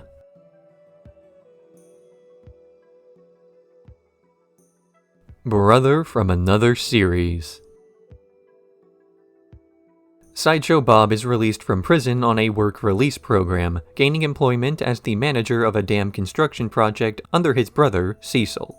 It's revealed that Cecil is resentful of Bob for ruining his audition to become Krusty's sidekick by getting the part himself, though he claims he's over that. Bart refuses to believe that Bob has reformed, however, and sets out to prove this claim by stalking Bob at every chance, something that doesn't make his work alongside incompetent staff any easier. Finally, Bart and Lisa sneak out and find a briefcase containing $15 million in Bob's trailer, which they consider proof that Bob is embezzling money. Though when he corners them inside the dam later, it's revealed that Cecil was actually the mastermind behind the plot, and that he skimped on concrete with plans to blow up the dam, destroying the evidence and pinning the blame on his brother. Bart has to get over his anxiety surrounding Bob in order to work together with him to escape, and the trio then confront Cecil atop the dam, with Bart saving Bob's life later, and the two making up their differences. Despite this, Bob is still arrested alongside his brother. The Simpsons is a show that parodies the formulaic monotony that makes up so many other contemporary shows, and yet is also one that's guilty of reusing many of its own plot beats on occasion. This is explored during this episode, from awkward dialogue where Bob has to explain the plot of every episode he's been in so far, to Bart refusing to believe that their dynamic is capable of changing, all the way to the police arresting him at the end of the episode, even though he did nothing wrong. That's just the way we expect a Sideshow Bob episode to go, and it's the way that it does. The distinction this time is that the audience has their expectations subverted explicitly by playing the episode's ending completely straight. We got what we were expecting, and nobody could have expected that. As the episode calls attention to multiple times, the voice of Cecil is played by David Hyde Pierce, who voices one half of a pair of brothers alongside Kelsey Grammer in the show Frasier. Their dynamic is carried over into The Simpsons, creating a series of well-read and highbrow jokes that are rarely ever seen in a show like this, a new dynamic where two outcasts are finally able to share a scene with an intellectual equal. Sideshow Bob is a great, if not a bit overused by this point, character, and to give him a moment in the spotlight rather than as a purely antagonistic force helps to keep his personality within The Simpsons fresh.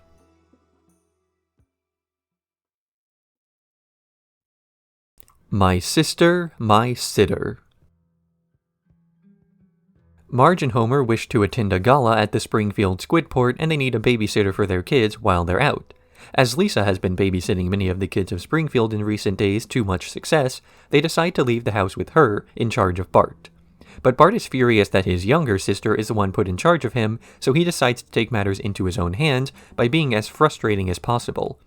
Bart gives Maggie caffeine and makes a series of calls to the house that result in a crowd gathering. Later, when Bart is refusing to go to his room, he trips and falls down the stairs, dislocating his arm in the process. But rather than accepting any medical attention, he doubles down on his injuries, knocking himself unconscious to make Lisa look bad. But as the hospital won't send anybody out to the Simpson household again that night, she resorts to loading Bart into a wheelbarrow and walking him to a clinic. But when that's full, she tries taking him to the hospital, only for Bart to fall out of the wheelbarrow when Lisa is stopped by the police. He lands in the mud near the harbor, where Homer, Marge, and the rest of Springfield sees how poorly she's been treating her brother. Though ultimately, this results in very little, as she continues to get babysitter jobs from the very people who saw the wheelbarrow incident.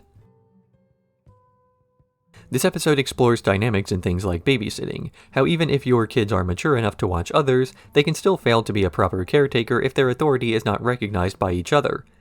This episode adds a layer to this relationship by having Lisa, the younger of the two, be the one that Marge and Homer put in charge. There's anger from Bart not only because he has to listen to his little sister, but because his parents have deemed that she's more worthy of the position, that he's not mature enough for the responsibility, so it's been passed on to the next in line. Which is also somewhat tragic for Lisa. Despite how excited she is for the opportunity to show off how responsible she is, this comes with an expectation as well, that her childhood is effectively cut short due to Bart's inability to behave himself. Of course, rather than trying to disprove this dynamic by showing off that it's unwarranted, Bart doubles down by playing up the expectation, or lack thereof, that his parents have placed on him, a scorched earth response to not getting his way.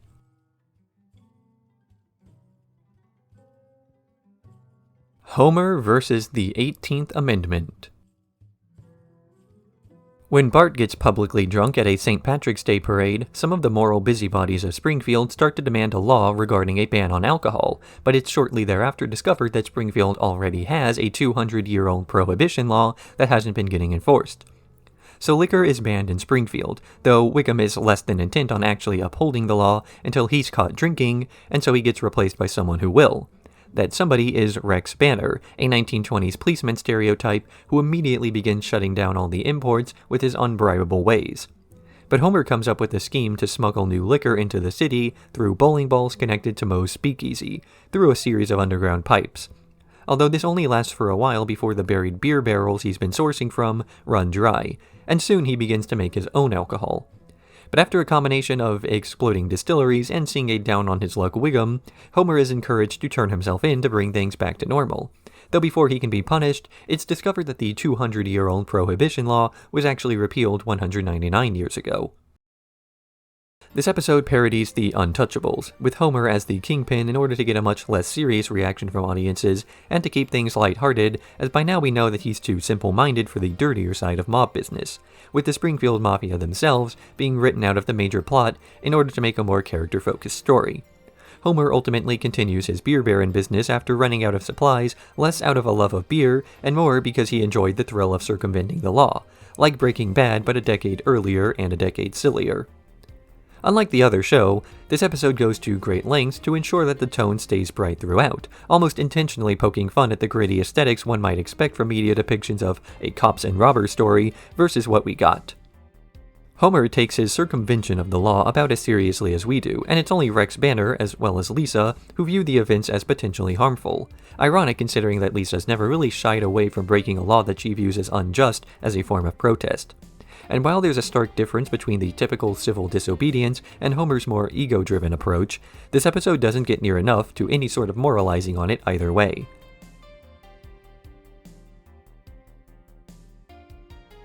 Grade School Confidential. Miss Krabappel and Seymour Skinner are bored at Martin's birthday party and, being the only adults there, talk to each other where they learn of just how much the two have in common. They hide from Seymour's mother inside of a playhouse, and the two begin to make out, which Bart catches them doing. He's about to tell everybody in school when he's called away to Skinner's office and bribed with the deletion of his personal record to keep the secret. But being the only other person in the know, he's soon dragged between the two as a middleman for all their romance, which leaves Bart exhausted and humiliated in front of his classmates. So he reveals the affair to the school, and the children rush home to give exaggerated accounts of events to their parents, who then react by demanding that the duo be fired. But Bart, seeing how listless Skinner is after he revealed the affair, tells the man to stand up for himself, and so the three barricade themselves inside the school. Eventually, Skinner steps out to calm the crowd where he reveals that the version of events the town knows are exaggerated, and everyone agrees to let the two keep their jobs and their love. At the end of the episode, Edna and Seymour tell Bart that they're breaking up and that they'll be announcing as such in the future, though this is quickly revealed to be a ruse to allow the two to continue dating in secret with much less public scrutiny against them. Because in the town of Springfield, rumors get spread to an unreasonable extent as people desperately search for some sort of intriguing story. So long as the two are still in a relationship, there will be some kind of rumor being spread about them, whether there's any drama or not. Whether an event sounds interesting is often more valuable to the public than whether or not it is. But the relationship between Edna and Skinner is interesting, just not in the zesty, exaggerated way that many would want it to be. Both characters are past their prime in terms of who's available to them for various reasons. Miss Krabappel has spent far too long with various pursuits, to the point that she started to wonder if the high standards are worth it. Meanwhile, Skinner has been repressed for so long that his standards are non-existent, not as in zero, but as in null. The two meeting comes across less like they're settling and more like they're exploring new options, a person they've never thought about before in that way.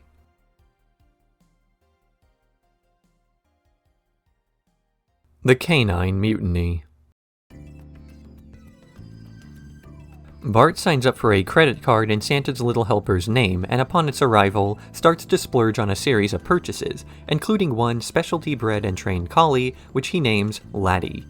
Laddie quickly becomes the favorite animal among the family, to the detriment of Santa's Little Helper, who starts to get less and less attention. Eventually, the repo men show up to repossess all the things Bart bought with the card, and when they try to take back the $1,200 dog, Bart claims Santa's Little Helper is the one they want. But he soon starts to feel guilty over this, especially when the high demands of Laddie make him give the dog away to the police force. When the Simpson family learns that Bart gave away both dogs, they're not too disturbed, as Santa's Little Helper was destructive and Laddie's gone to a better home. But Bart, being the only one to love Santa's Little Helper, becomes determined to get his dog back, and he tracks the mutt to the home of a blind man. After a failed attempt at breaking in and stealing the dog, the two decide that it's best for Santa's Little Helper to decide on his own, and he chooses Bart. Bart wants to do something to cheer the man up, but then the police arrive with Laddie in tow, and the dog sniffs out drugs in the man's pocket. In an earlier season, we saw an episode about the Simpson family losing their dog and then immediately regretting the loss to the point of trying to get him back. Here, a similar plot beat is used, just to a different effect. When Santa's Little Helper is put away in a kennel, a lie by Bart, but they don't know that, nobody is especially annoyed or upset with the loss. Bart himself is even quick to give the mutt away, recognizing his objectively lower value to everybody. But the guilt of this act combines with Bart's realization that Santa's Little Helper is thoroughly unloved by all who surround him, and this contributes to his desire to get his dog back. When this is complicated by Santa's Little Helper becoming the companion of a blind man, Bart only briefly hesitates to get him back. He's still far too guilty over everything that's happened to confront the man head-on, even with a lie, and so he goes for a stealthy approach, purely to avoid having to answer for what he's done. Bart has a belief that, as long as he can pretend he never messed up, the mistake will cease to exist, but he's eventually forced to confront his action. And while the blind man isn't shown to be an especially sympathetic character, gloating in Bart's misery when he's briefly captured, it's not about the guilt of stealing a dog from a blind man, but the fact that this guilt is stacked upon so many other mistakes. In the end, Bart only finds happiness by leaving the whole situation behind, going home with his companion, and not involving himself in a series of wrong decisions any longer.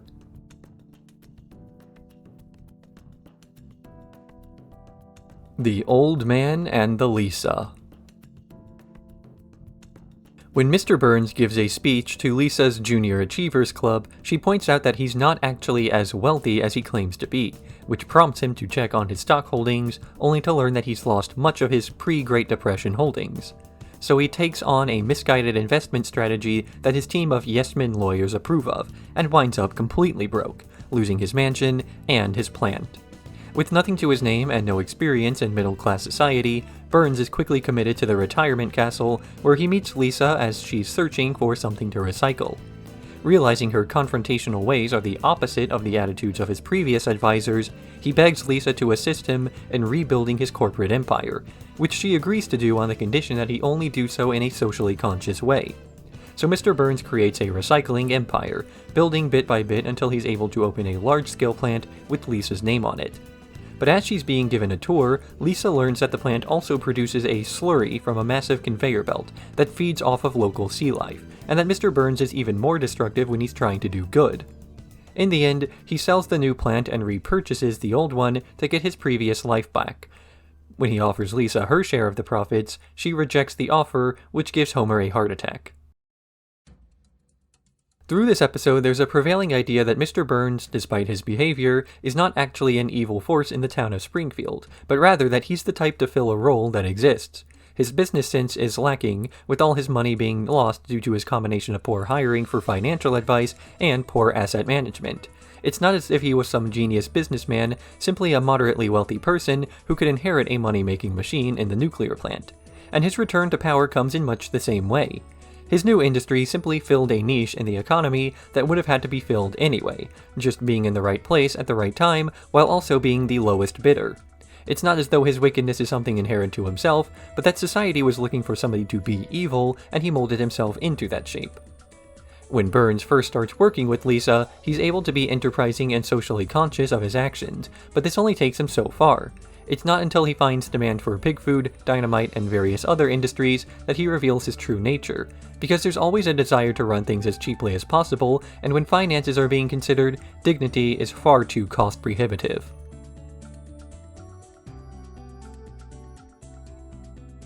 In Marge We Trust.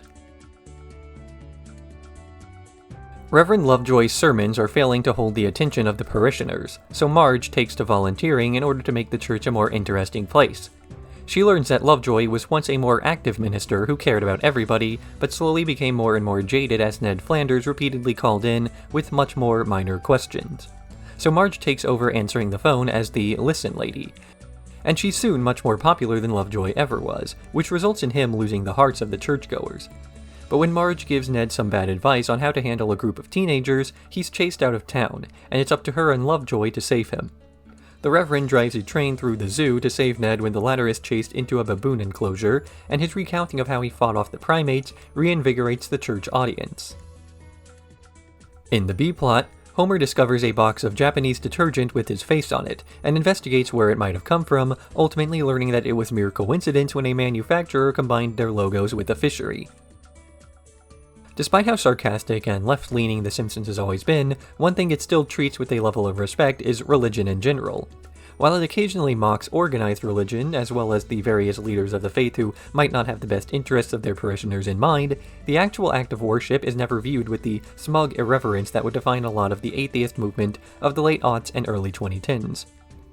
Reverend Lovejoy is meant to be less of a cynic's take on the church and more of an exhausted man trying and failing to live up to the conservative idealism of the 1950s and 60s, thematically in line with the rest of the show. And Marge ends up following in a similar arc to Reverend Timothy Lovejoy. She begins to feel overwhelmed from the constant demands of Springfield as they want her advice, and when she gives a bad bit of advice to Ned, cannot handle the associated guilt. Had she been continued to be tested in this way, a sense of burnout would have been inevitable. But it's not as though this brief amount of work was all for nothing. She was able to inspire Lovejoy to find a refreshed sense of passion for his work. So even though Marge's tenure as the Listen Lady was short, its impact was still lasting throughout the way it helped another person.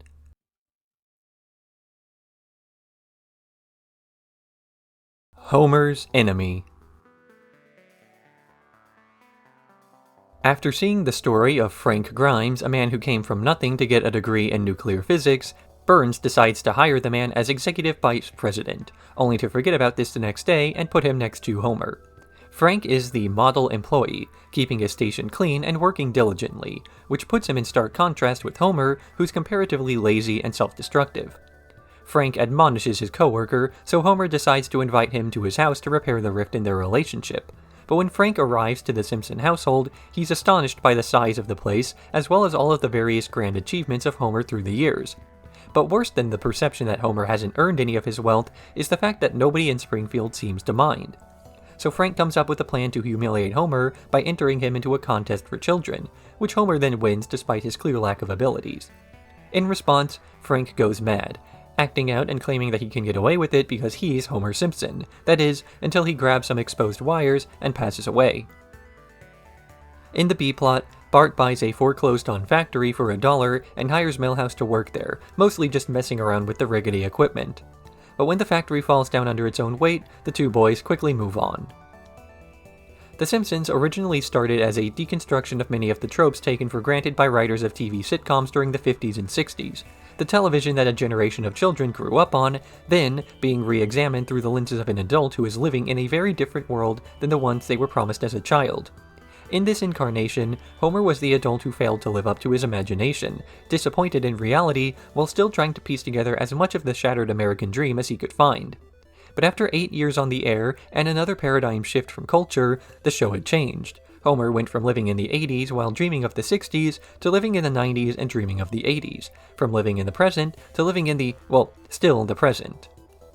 And so his earlier role is now played by Frank Grimes. Grimy is the man who did everything he was supposed to. He followed all the steps to live out the dream that so many were promised and got nothing for it.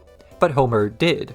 Homer once lamented his lack of a place in society, but is now one of the most interesting individuals in the world, through nothing but his persistence in existing. Homer's enemy, as the episode's title brings up, is not Frank Grimes, but Homer himself. The character exists as a portal from the past, looking into the present, and resenting what he sees with a hatred that can only be properly levied towards the self.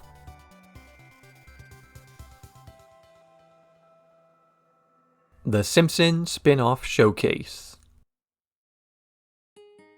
Troy McClure introduces a series of fake spin-offs made to fill gaps in Fox's network schedule. The first is Chief Wiggum P.I., set in New Orleans after Wiggum gets fired from the Springfield police force for massive corruption and takes old swampy native Seymour Skinner with him. Wiggum finds that he has a new enemy by the name of Big Daddy, who kidnaps Ralph. The duo search for the boy for a while before getting involved in an airboat chase, which results in getting Ralph back, though Big Daddy gets away to menace them again next week. Then comes the Love-Matic Grandpa, a spin-off where Abe Simpson gets his soul trapped inside of Moe's love tester machine and begins to give the guy advice on romance. It works for a while when Moe is able to score a date with the woman who comes into the bar after her car breaks down, but as he's nervous about the date, he brings the machine along with him. But when Grandpa is attacked by teenagers, he gives some bad advice that ruins the date, until Moe comes forward with the truth and the woman's pleased enough with the amount of effort that he's put in. Finally is the Simpson Family Smile Time Variety Hour, a series of short sketches and musical numbers featuring the Simpson family as well as many of the side characters, but not Lisa, as she abstains from the absurdity of it all. The episode concludes with Troy McClure revealing bits of information about Season 9, including off-the-wall magical powers, crazy weddings, and multiple new characters. The longer a show runs for, the less it'll have in common with the original premise as well as its initial tone. This is often made worse by a show's success, as there will be pressure from networks to replicate that success without oversaturating their own market. Spin-offs have been suggested for The Simpsons before, with the showrunners rejecting the idea. And in this episode the whole premise is mocked in a way that's reminiscent of the Itchy and Scratchy and Poochie show.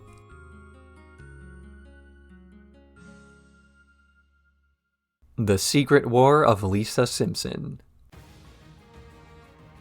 Bart pulls a prank involving a series of megaphones that breaks every glass window in Springfield, so his parents ship him off to military school.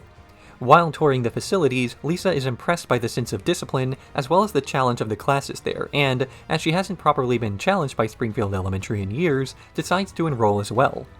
But the other students at Rommelwood don't take too kindly to having a female contemporary, and they plot to haze Bart and Lisa into quitting. But both kids manage to weather the hazing, and Bart is soon accepted as one of them, though they continue to neglect Lisa, which Bart is later roped into doing as well, due to wanting to fit in. She's nearly ready to give up after the commandant introduces the Eliminator, a rope course that must be navigated to graduate, but Bart agrees to help her train in secret. On the day of the final, the entire class is booing Lisa as she struggles with the course, until Bart goes against the crowd and begins encouraging her. After she succeeds, the rest of the students declare that they'll make the siblings' life a living hell for the rest of the semester, though graduation is in 3 hours. In the end, Lisa gets a medal for satisfactory completion of the 2nd grade, and the Simpson children are rewarded with a trip to the dentist. Lisa is typically defined by 2 things. The first is her complete lack of close friends, as she isolates herself from the lowbrow Springfieldianites due to her intellectual pursuits. The second is that intellect and the consistent way in which she's never properly challenged in life. These two create a sort of feedback, where she never gets a real challenge, nor is there someone around to support her even if she finally did. In this episode, Lisa finally receives what she wants out of the education system, only to quickly become overwhelmed by the difficulty, made worse when her brother abandons her for popularity. If Lisa had been challenged before, she likely would have failed as she doesn't have anybody else to support her, and vice versa in that pursuit. And here, the 2 character traits are shown again as the presence of one brings out the absence of another. But Lisa finally getting the difficult school life she always had wanted is a wasted plotline on this episode. We never really get to see her shine intellectually, despite this being her initial complaint at the episode's start. It would have been more interesting had Lisa been more in control through the episode, only to regret the extra difficulty, as it leads to no more life satisfaction as what she had had before. Instead, Rommelwood Military School is more of a collection of physical challenges, with the episode focusing on Bart and Lisa's relationship instead of Lisa's inner struggles. And the former of these 2 aspects is something that 8 seasons in is pretty overplayed, with this episode in particular adding nothing new to the formula.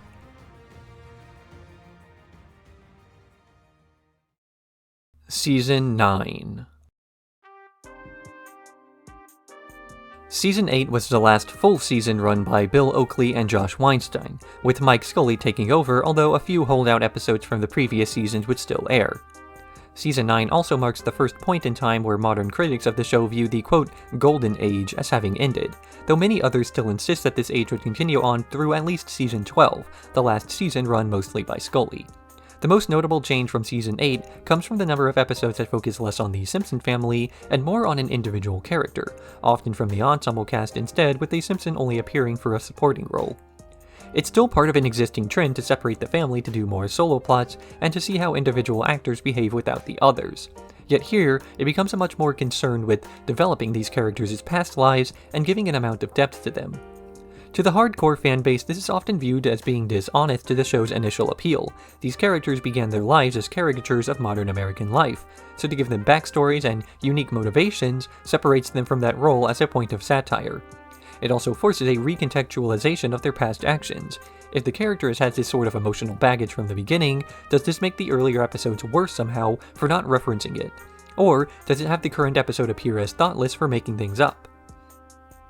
But The Simpsons has been running for nearly a decade by this point in its history, so for the characters to repeatedly perform these roles to poke fun at modern life would eventually get old. You can only bring up stereotypes so many times before they stop to be funny, or worse, they stop being accurate. Society moves on, and the mirror held up to that society ought to change as well. So to prevent the show from becoming an artifact, something had to change, and change is rarely met with kindness.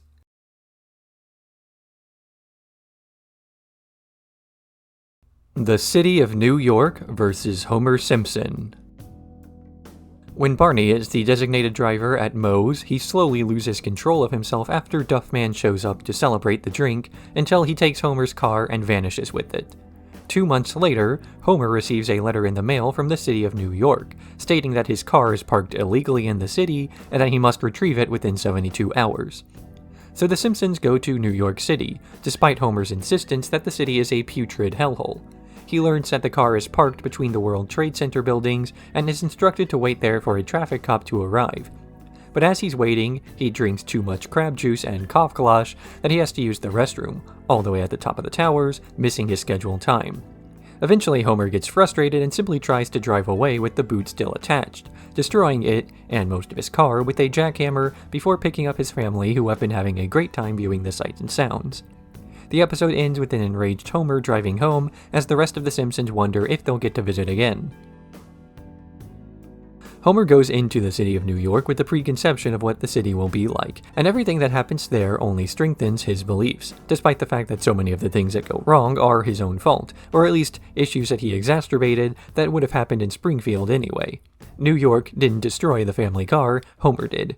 It's like having one bad thing happen to you and letting it ruin your whole day, only the bad thing that happened was just the expectation of negativity. Marge, Bart, and Lisa don't have some negative preconception of the city and are able to enjoy it because they're mentally prepared to look on the bright side of things. The elephant in the script is that this episode was pulled following the September 11th terror attacks in much of the West, being brought back in a semi-censored form after a few years had passed. It wasn't something done out of any outcry or demand, but was a preemptive move to prevent any potential backlash before it could occur while the showrunners decided on what to do moving forward. And while the episode is now available in more or less its original formatting, this is still representative of the way that The Simpsons would deal with controversies moving forward, always erring very far on the side of caution.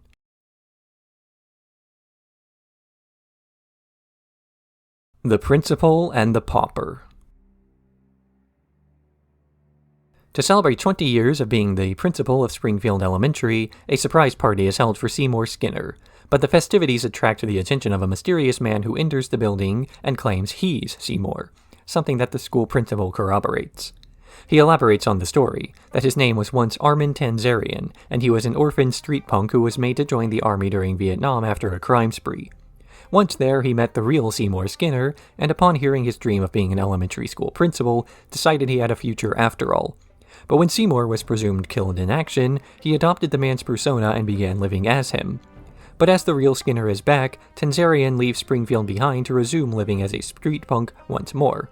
But both men quickly realize that their new lives are not the ones for them, and with a bit of prodding from the townsfolk, switch identities back. After all of this happens, Judge Snyder deems that anybody who mentions the true identity of Seymour Skinner in the future will be punished with torture, a reference to the enforced status quo that many shows, especially The Simpsons, often used in their episodes.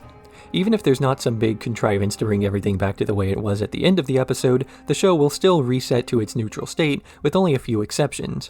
Ironically, the relationship between Edna and Seymour was one such development. It's the kind of thing that's practically a necessity in any long-running show that wants to keep things consistent. If the show's narrative develops, then there's a pressure to either reinvent itself every few seasons, or risk feeling like every character's journey feeling like a treadmill. Or worse, a risk that the show begins to reach for new developments in the way of a trashy telenovela. But this episode was, even at the time, very poorly received. Critics mentioned it was as if viewers were being punished for paying attention, or caring about the characters. Yet it's not as though this is the first time a development in characters has been facetiously retconned at the end of an episode, merely the first time it's been done to this scale, and the first time so much attention was called to it. It's not so much that viewers are punished for paying attention as it is that the show is making fun of the audience for being willing to suspend their disbelief, something that's typically a show of good faith from a viewer.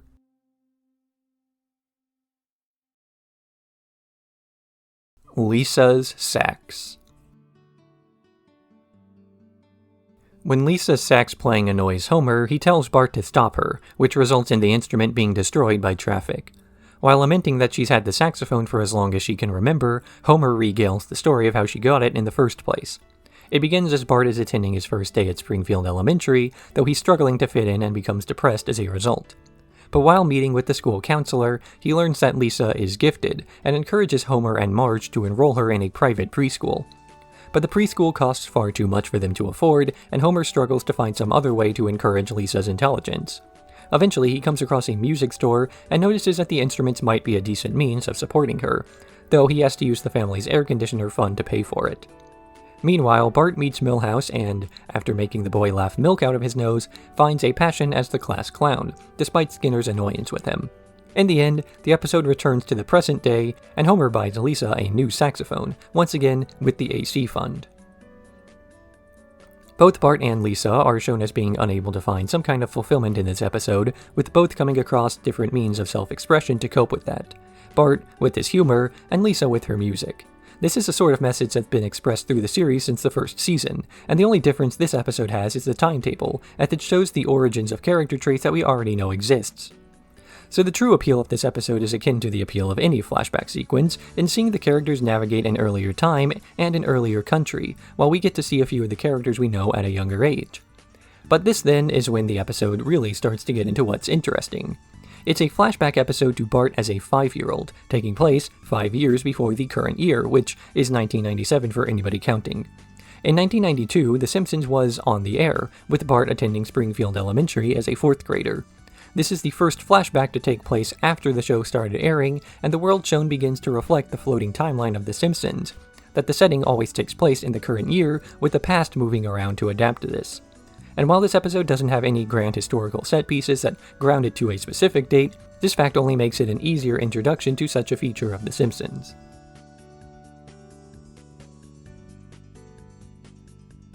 Treehouse of Horror VIII. The Omega Man. After Mayor Quimby makes some negative comments about the French, they retaliate by firing a nuclear missile at the town. It strikes while Homer is shopping around for a bunker, and the bunker he was looking at shields him from the blast. Now the last man in Springfield, he begins roaming around doing whatever he wants, until a mob of mutated Springfieldianites comes upon him, trying to kill him to create a mutant utopia. Homer flees the mob and returns home, where he learns that the lead in the paint of his house shielded his family from the blast as well. The mutants are moved by the scene of Homer reuniting with his family, and decide that perhaps they can live in harmony after all. And then Marge kills them. Fly vs. Fly. Homer purchases a matter transporter from a garage sale and uses it lazily around the house, telling the rest of the family not to play around with it. But Bart wants to use the transporter and, after noticing it combining the DNA of Snowball and Santa's little helper, comes up with the idea to combine his DNA with the fly by entering at the same time. The rest of the Simpson family come across the fly with Bart's body and accept him as their new son. Meanwhile, Bart tries to get their attention as his head on a fly's body. Ultimately, only Lisa is able to notice. When the fly Bart catches them conspiring to remove him, he attacks Lisa, only to be pushed into the transporter again. In the end, Homer picks up an axe and decides to do what he should have done a long time ago, and axe Bart for messing with his machine. Easy Bake Coven. The town of Springfield in the year 1649 is burning random accused women of witchcraft. When they start to run out of women to burn, Marge pleads with them for some sort of sanity, so they accuse her of being a witch and throw her off a cliff. Marge responds by flying away, proving that they were right about her. She goes back to her sister's coven, where the trio come up with the idea to eat the village's children. But when Maude Flanders offers gingerbread children instead of real ones, the witches simply decide to go door to door, exploiting people for candy. And this explains the origins of Halloween and trick-or-treating.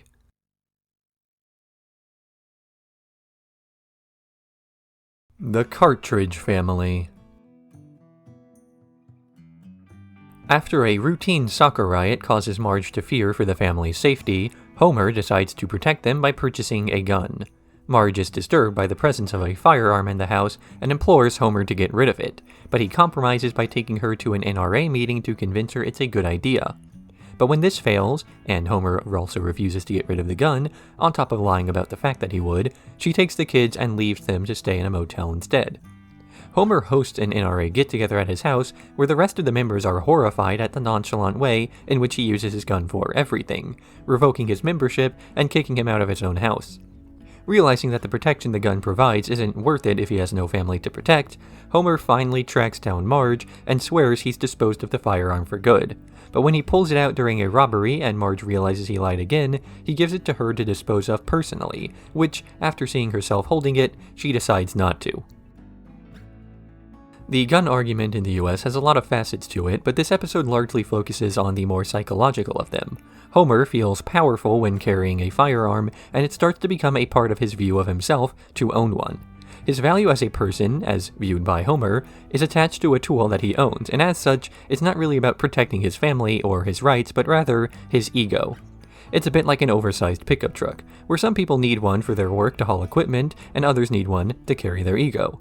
Some people use a gun to shoot wildlife attacking their garden, others use theirs to take selfies with it. We even see that split in this episode between the way Homer uses his gun and the way that Marge or the rest of the NRA uses theirs.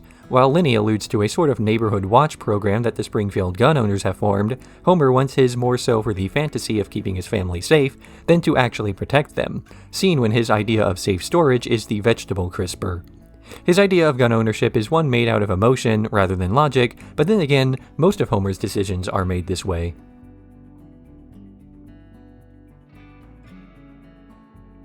Bart Star. Because of his weight gain, Homer and Marge sign up Bart for a Pee-wee football team coached by Flanders, though Ned quits the job after being heckled by Homer despite his winning record. Once Homer takes charge, he starts trying to drill fundamentals into his son with a tough love approach, but when Marge reminds him of how little affection he used to receive from Abe Simpson, Homer changes his mind and puts Bart in as quarterback, despite Nelson carrying the team in the position. Bart continuously lets down the team, eventually attempting to fake an injury to get out of the role. When this doesn't work, he quits. Homer soon realizes his error and decides to ask Bart to come back in a role that he's more comfortable in, and the team begins to win once more. But on the championship game's final play, the police show up to arrest Nelson, so Bart takes the quarterback's place in the police car, posing as the delinquent. In the end, Bart is put in jail, and Joe Namath teaches the audience about vapor lock. This episode hits all of the standard plot beats that a father coaching son sports story tends to reach for. Homer trying to live vicariously through his son, Homer being too tough on him, Homer not being tough enough, Bart trying to live outside his father's influence, and so on. It then plays with many of these expectations not only by rapidly bouncing between the tropes, but by subverting them just as the audience starts to expect a specific follow-up. A famous football player, by coincidence, happens upon a troubled young athlete, only to walk away right before giving him the advice that would have sent the story into its latter half of the third act. Bart is ready to take everything he's learned to heart to make the game-winning play, only to instead get arrested so the real star can take over. And this episode also refuses to give a straightforward happy ending. Instead of Bart becoming a talented quarterback with the power of love or family, Homer's acceptance is instead an acceptance of the boy's mediocrity. Joe Namath ends the episode by acting as though he's about to teach an important lesson on sportsmanship or believing in oneself, but talks about his car instead. And Homer never gets over his own father's inability to parent properly, erring on the opposite side of his own trauma, and then finding a middle ground, not in encouragement, but in irreverence.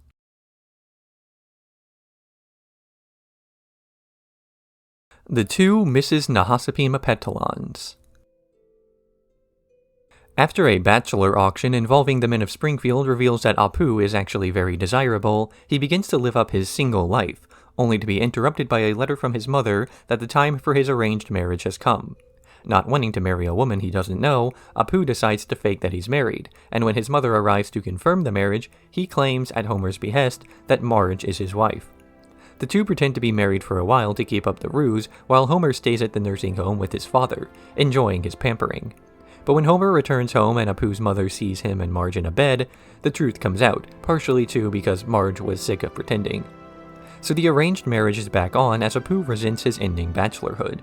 But on the day of his wedding, Apu meets Manjula, and the two hit it off immediately. They marry, despite Homer's attempts to stop the wedding, understanding that, because they live in America, they can simply get divorced if it doesn't work out.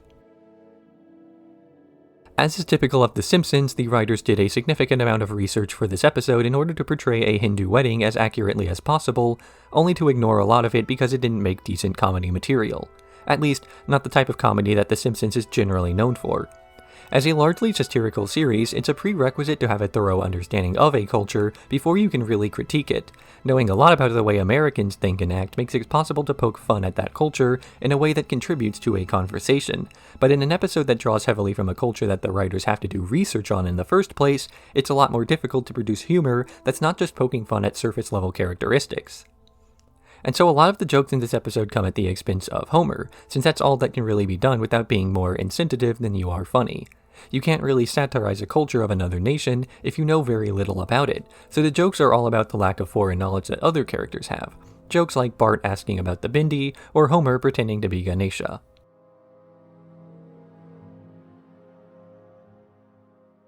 Lisa the Skeptic.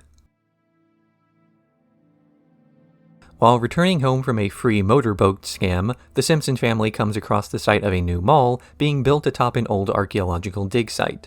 Lisa goes in to complain to the construction foreman, and he decides to allow Lisa to dig there as a publicity stunt. So Springfield Elementary sets up a dig site where Lisa finds bones that appear to be an angel skeleton. Homer steals the angel and sets it up in his garage, where he charges others to see it and buy angel merchandise. But Lisa remains skeptical, trying to convince the town that the angel must have a rational explanation behind it.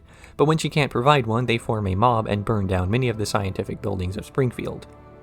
Eventually, she decides to destroy the angel to end the madness, only to find it missing, and the Springfield police accuse her of theft and take her to trial. But when the angel reappears and foretells the end, the whole town begins to panic, only for sundown to arrive and the angel to direct them all to the opening of the new mall, exploiting their fear for publicity. While the clear theme in this episode is the debate between science and religion, the focus comes down much less to any sort of legal or spiritual argument, and is instead an episode about the psychology of such a debate. While the town of Springfield is characterized as rowdy and ignorant about matters of science, coming out in favor of faith, Marge's conversation with Lisa shows a much more reasonable side against reason. People really do need something to believe in, whether it makes sense to do so or not.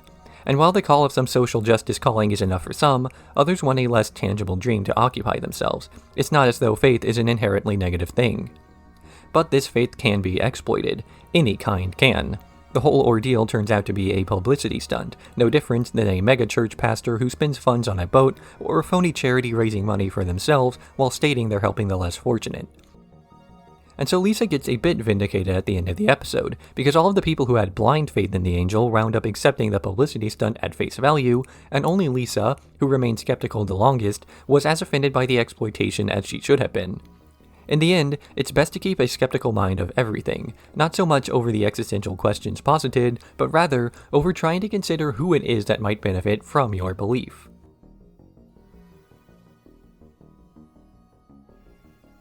Realty Bites. Homer takes Marge to a police auction where he buys a fancy sports car without consulting her. When she refuses to ride with him until he agrees to drive safely, she's dropped off in front of a house being sold by Lionel Hutz, who gives Marge the idea to take up realty herself. She studies for and passes the exam, only to then struggle to sell any houses to Springfield as she's too honest to cover up the various issues with the homes. But when her family tries to reassure her that she doesn't have to be successful at business to impress them, on top of Lionel informing her that she'll be fired if she doesn't close in her first week, Marge is invigorated to lie, which she immediately does by selling a murder house to the Flanderses. But despite all the praise she's getting for selling the difficult property, Marge feels guilty over lying and goes to check up on the family, where after a scare she reveals the truth. Meanwhile, Homer is enjoying his new car, but Snake, the previous owner, gets upset by its mistreatment of his vehicle and tries to steal it back. Eventually, they're involved in a fight atop the moving car, which then collides with the house just as Marge is talking to Ned. In the end, the house is destroyed and Marge loses her job, collecting an unemployment check. This episode draws comparisons to the twisted world of Marge Simpson, in that Marge pursues a new career to stave off feelings of boredom and a lack of fulfillment. But in that episode, her motives were different from now. Marge feels like there's a lack of pressure on her to succeed, which only motivates her further in order to prove that the lack of expectations from her family were unfounded. But this success ends up arriving only after she sells out her ideals, whereas in the pretzel episode, her involvement with the mob was as a result of Homer going behind her back. Here, she sells out of her own accord. It's ultimately of her own volition that she takes back her sense of morality from the realty industry as well. What this episode also marks is one of the final voiced appearances of Lionel Hutz or Troy McClure, recorded only a few months before his death. But in his place, we have the introduction of Gil Gunderson, as well as Cookie Kwan, two Springfieldianites who would go on to become recurring members of the ensemble cast. It's a bit fitting that in his final major appearance, Hutz has finally managed to succeed in at least some business venture, but we can only ever speculate as to what kind of plots we may have gotten revolving around his foray into real estate.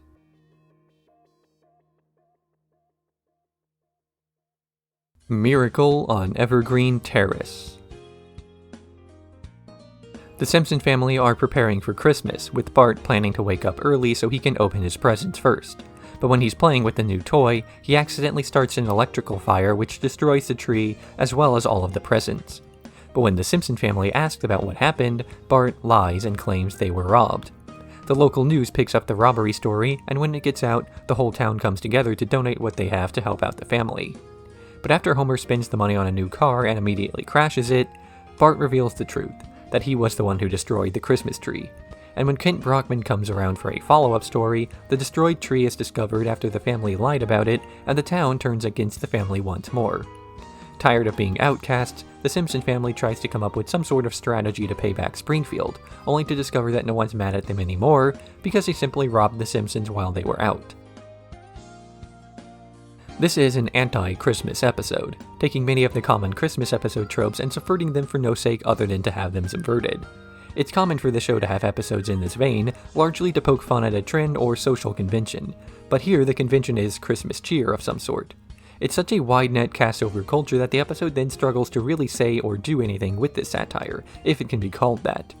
The Simpsons itself even began with a Christmas episode, and has had plenty of them in the past to the point that having an anti-Christmas of this kind doesn't really add anything to their history. Some of the jokes are even reused from years past.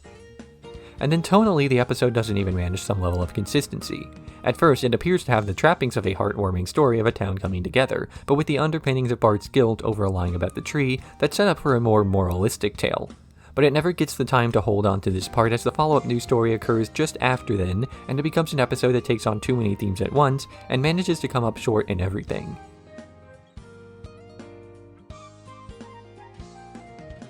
All singing, all dancing. When the Simpson family accidentally rents a musical western, Homer expresses his disdain for musical numbers in general, but Marge and Lisa remind him of all the times he's broken into song in the past in musical form. The episode flashes back to various songs throughout the show's run up to this point, interspersed with cuts to the present, where Snake breaks in to try to shoot the family, leaving when he realizes he has no ammo, then returning later just as the singing has stopped. In the end, the episode concludes that the only thing worse than a show breaking in its song randomly is when a long-running series does a clip show.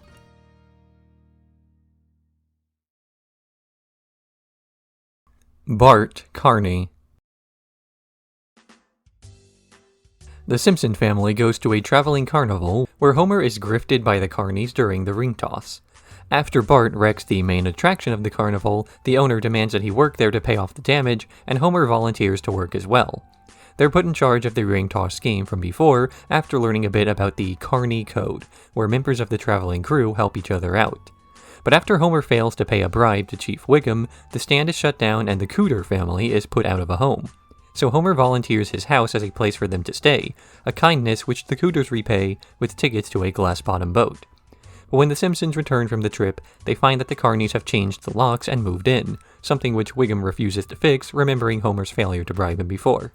After staying in the treehouse for a night, Homer comes up with a plan to win the house back, with the same ring toss. But before he can throw the first ring, he simply runs in the house and shuts the door behind him, outwitting the Carnys.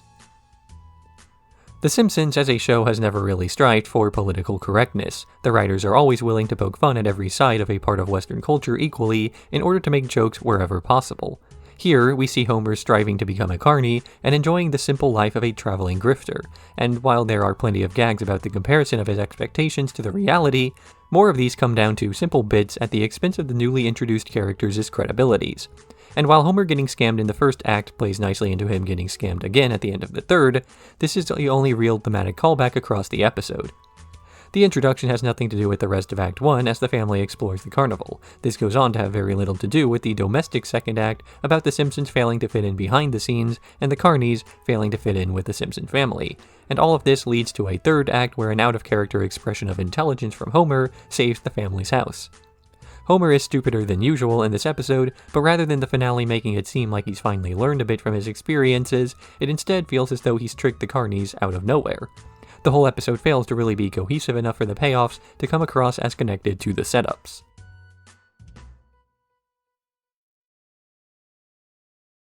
The Joy of Sect. Homer receives a religious pamphlet at the airport and heads to a free getaway at their compound. Though this new religion is quickly revealed to be a cult, Homer is more or less immune to their programming, due to his simple-minded nature. Yet after a weekend, he's soon reprogrammed into a member of the Movementarians, under the leadership of the leader. He signs his family up for the cult and they're moved over, with Bart being reprogrammed quickly, and Lisa being lured with the promise of good grades. But Marge resists the cult, and she breaks free of the compound, heading to Reverend Lovejoy to formulate a plan to get her family back. She, Groundskeeper Willie, Ned Flanders, and Lovejoy kidnap the Simpson family and deprogram them with material goods and beer. But the Movementarian lawyers break in and take back Homer, who appears to have resisted the deprogramming. That is, until he arrives back at the compound to reveal that the leader is a phony, who responds by trying to escape on a flying machine before crash landing on Cletus's property. In the end, the Simpson family celebrates that they can think for themselves again as they all sit around and mindlessly watch Fox. This episode draws plenty of real-world comparisons to existing cults, even to its detriment, as a few aspects of the episode needed to be changed shortly before release to prevent any comparisons to Heaven's Gate, as well as attempting to ensure they wouldn't receive any other sort of litigious claims of any other similarity. Because the manner in which many cults retain their authority over others is by stringing along those friendly to them while threatening those who don't cooperate, through legal means or otherwise. So to create an episode that intentionally draws this sort of attention is a tricky thing to write. But through a combination of humor and vagueness, The Simpsons is able to successfully navigate this murky area, depicting the Movementarians as so obviously incompetent in their brainwashing that any particular group that claims a similarity to their own is only making themselves look bad. And while this does make a real-world comparison harder to connect to, the episode gets more mileage out of trying to entertain than to educate, and so the whole thing works out regardless.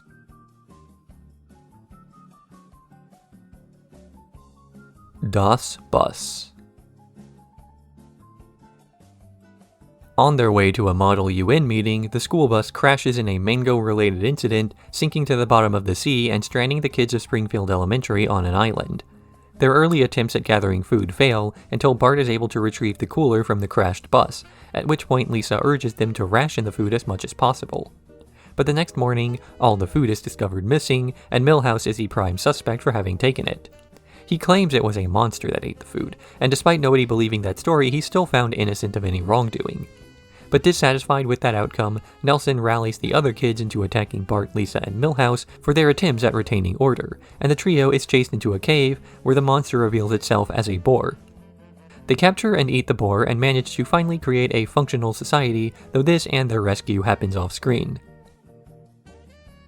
In the B-plot, Homer learns that you can make money on the internet and sets up a home business. Despite the business not actually doing anything, it's still bought out by Bill Gates, who simply trashes Homer's home office.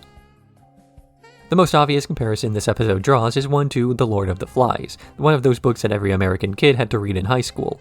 Lord of the Flies itself is a book that draws inspiration from The Coral Island, a book about a group of children who wash up on an island only to create a functional society not unlike the one Bart had imagined. But when William Golding read that book and scoffed at the depiction of rule of law and religious fundamentals teaching a group of British boarding school children to create a functioning society, he made his own about what would really happen given the circumstances. To The Simpsons, in this manner, might actually be the best adaptation of Lord of the Flies, given the cultural recontextualization that both stories have made. Homer's internet business, despite being a very minuscule B-plot to the episode, has managed to age incredibly well given that it was able to successfully predict and satirize the dot-com bubble over 2 years before it happened. A business that does nothing profitable with some association to computers, whose whole purpose is to get bought out by a larger firm.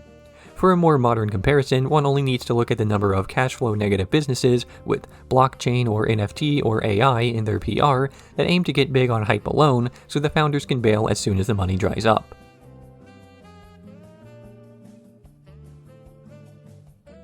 The Last Temptation of Crust. The Simpson family attends a comedy night that Krusty is performing at despite many comedy legends believing he was dead or washed up, but his set bombs, proving the comedian's right about the washed up part. When Bart takes in the clown following a bender, Krusty realizes that he spent so long shilling low-quality products that he's fallen behind the comedy trends. With the help of Bart and Jay Leno, he revamps his set, only to once again fail and announce his retirement. But as he's complaining about the modern state of comedy, he begins to get laughs again. This encourages him to get back into the business with a much less conformist set fit for the 21st century. But when his return attracts the attention of a few corporate types who try to convince him to sell out once more, despite turning the offer down at first, he caves and becomes his old self as he drives off in his new Canyon Arrow. As critical of society as The Simpsons has always been, the show recognizes itself as a product of the very thing it ridicules. Krusty makes a stand-up routine in the style of George Carlin, anti-consumerist, anti-capitalist, and anti-corporate, but ends up selling out with his routine anyway. And while Krusty has the shamelessness to include his promotion in his act itself, it still makes very little of a difference. The Simpsons can criticize consumerism all it wants to, and still wind up being placed in between ads for oversized SUVs. When this episode airs on television, it's still not uncommon to see a real truck commercial play immediately following the fake one. Because ultimately, how anti-something can a person or show or entity really be when surrounded by that something? The Simpsons was written for television, which is basically just a box that plays ads, with the show itself being something to keep you around between ad breaks. And while it's easy to point fun at a person making anti-capitalist rants from their iPhone, it's also important to recognize when there's not really another option. In this case, Krusty isn't so much a selfish and greedy person as he is a person in a selfish and greedy industry. He's not so much the cause of his own selling out as he is a product of it, merely filling a void that someone else would have filled had he not come along. And so the very least a show like The Simpsons can do is recognize the inevitability of it all and do whatever little rebellions that it can.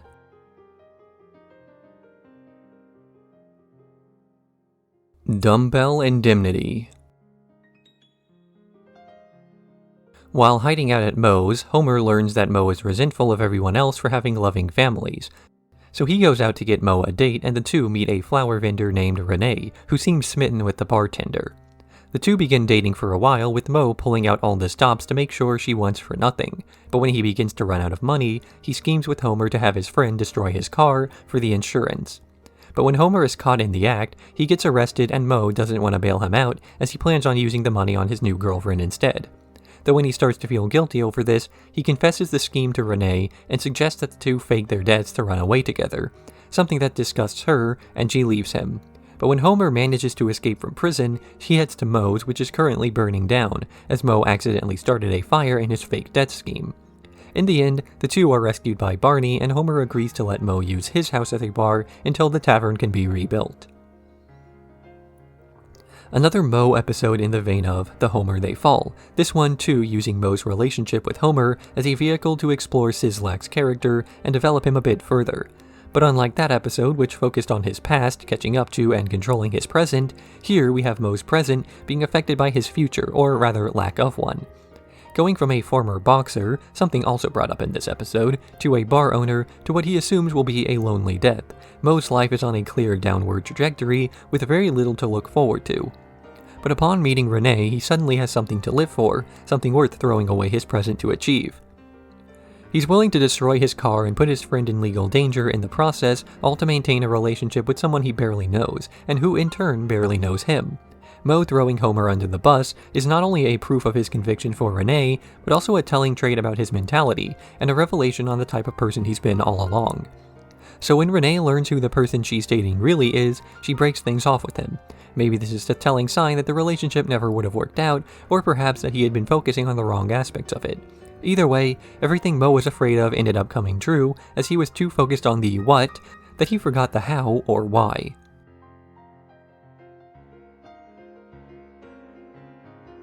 Lisa the Simpson.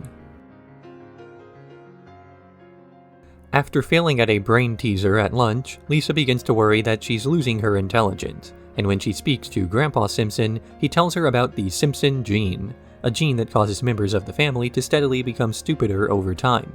She tries to find some way to stave this off, but ultimately realizes that there's no helping your DNA, and she begins to try to fit in with Homer and Bart as an imbecile. Lisa attempts to give her brain one last joyride, going out to a museum and a jazz show, where she gets the inspiration to share her gift with the world while she still can. But when her televised plea is heard by Marge and Homer, they get the idea to disprove the Simpson gene theory by rounding up every Simpson in the area and having them tell her about themselves. This only reinforces the idea, however, as the other Simpson men are equally failures, until Marge starts to ask the Simpson woman, all of whom have found success. In the end, Lisa realizes that the Simpson gene only affects the Y chromosome and that she's not doomed to failure, solving the brain teaser from before.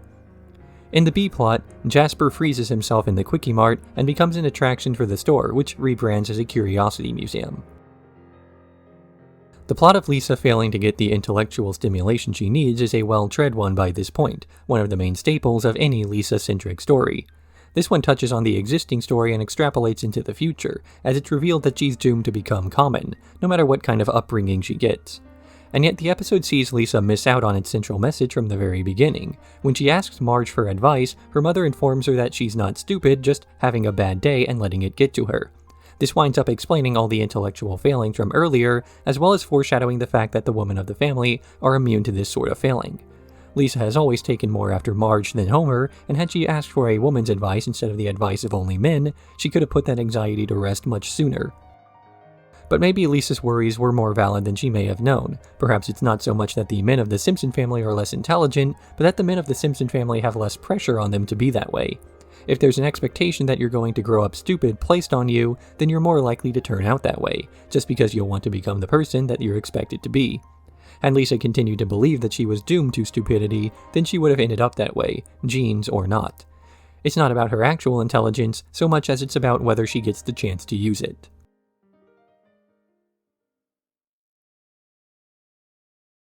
This Little Wiggy.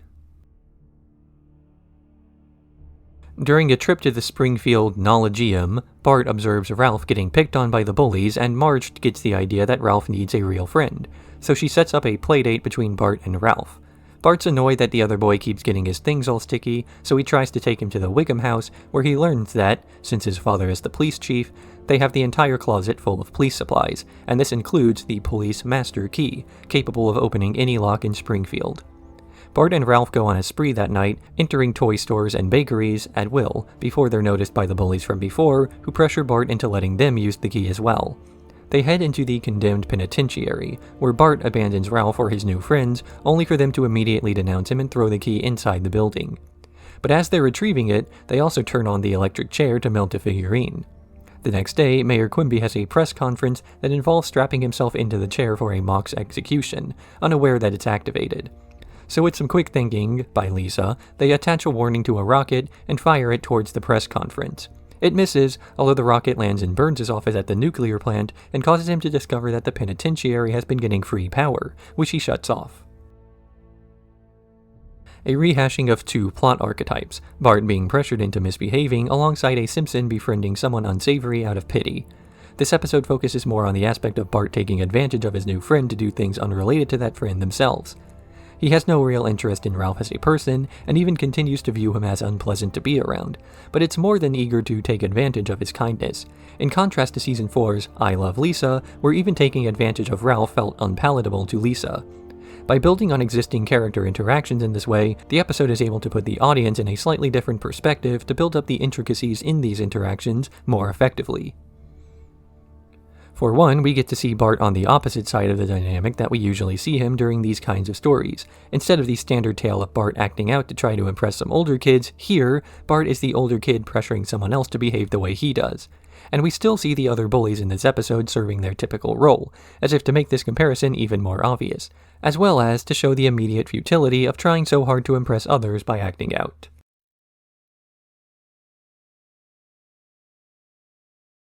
Simpson Tide. After getting fired from the nuclear plant for putting a donut in the reactor, Homer decides to join the Naval Reserve for a seemingly easy job that can give back to the country.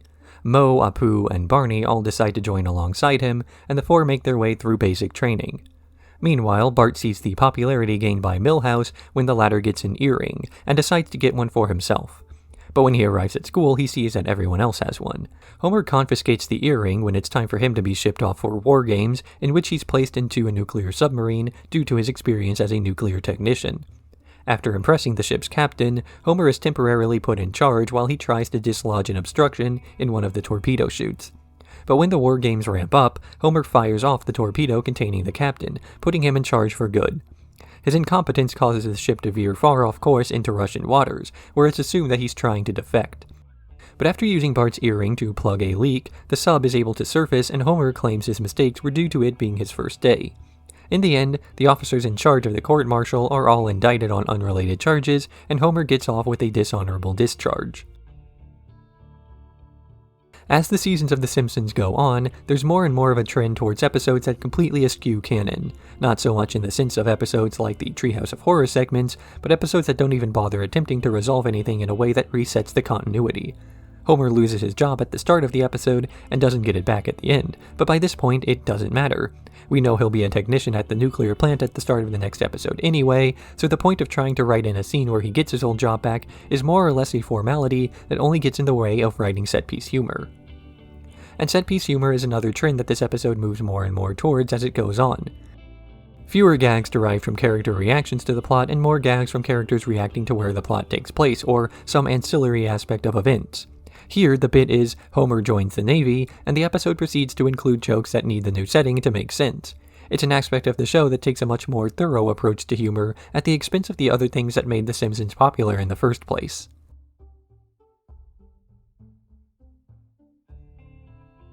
The Trouble with Trillions.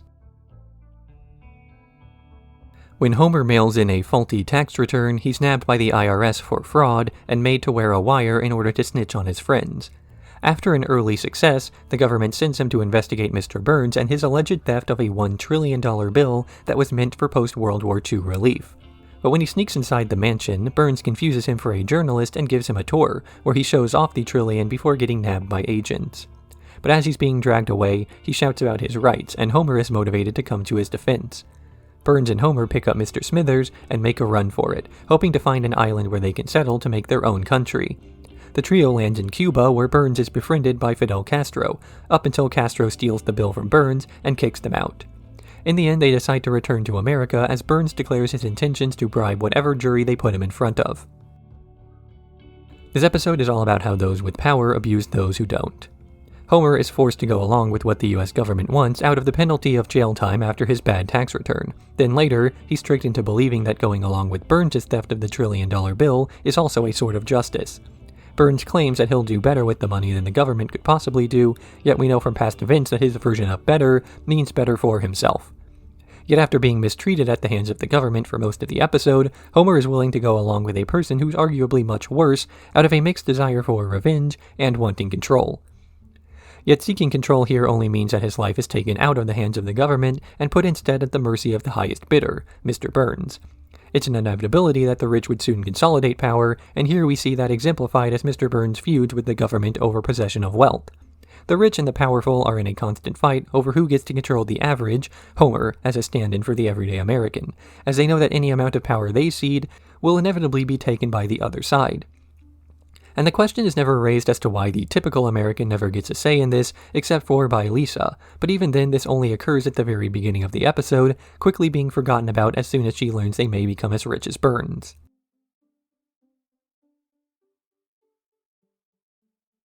Girly Edition. After getting his skateboard confiscated by groundskeeper Willie, Bart destroys his shed in retaliation around the same time that Homer notices Apu has a helper monkey and decides to get one for himself, who he names Mojo.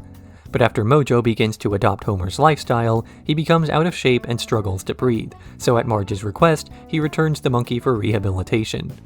Elsewhere, Lisa is selected for a kids' news segment to keep Krusty on the air by having a portion of his content be considered educational.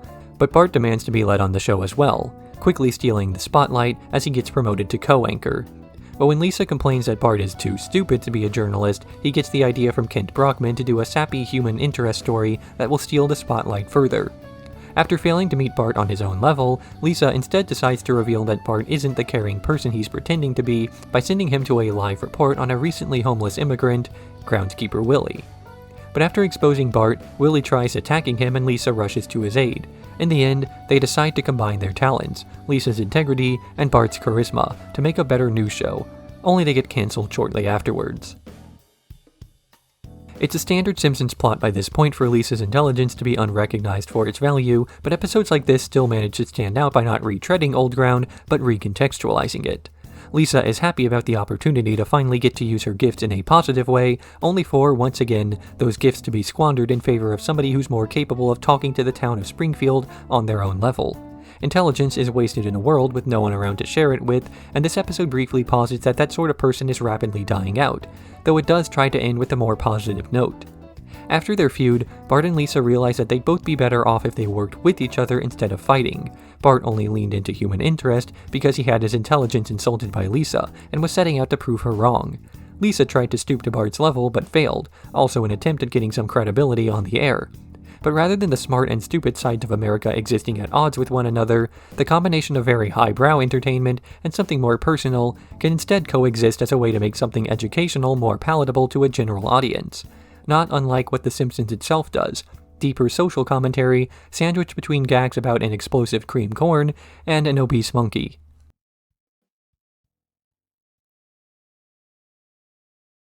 Trash of the Titans. Homer gets into a fight with the garbage men, who stop picking up the family's trash. He tries holding out instead of apologizing, until Marge finally decides to apologize while forging his signature, and Homer, when he learns of this, heads to City Hall to rescind the apology, where he meets Springfield Sanitation Commissioner Ray Patterson. There, he decides to run for public office to become the new garbage man, but his campaign fails as Springfield is content with its current service, so he changes his strategy to one of crazy promises, which wins over the town, and he gets elected. But while trying to keep those crazy promises, he goes way over budget, and the town's garbage men are about to go on strike. That is, until Homer gets the idea to have other cities pay Springfield to store their garbage in the abandoned mines beneath the town, in order to solve the budget issue. But when garbage starts to spew out of the ground, Homer's voted out of his role, though since Ray Patterson refuses to come back and fix the issue, Springfield simply moves the town over 5 miles. Trash of the Titans was chosen as the show's 200th episode due to encompassing so much of what made The Simpsons great. The political satire of the whole town coming together under a series of crazy promises despite being content with the way things were especially rings true every single election season. The fervor of always wanting more out of life is a cornerstone of the American dream, with the people of Springfield demanding more even if it doesn't make sense to do so. And the episode has even been used to draw direct real-world arguments in the case where the Toronto City Council held a vote to use their abandoned mining site to store garbage, with the episode being shown and the resulting vote ending against the proposal. The episode itself also contains multiple big draws from outside the script itself.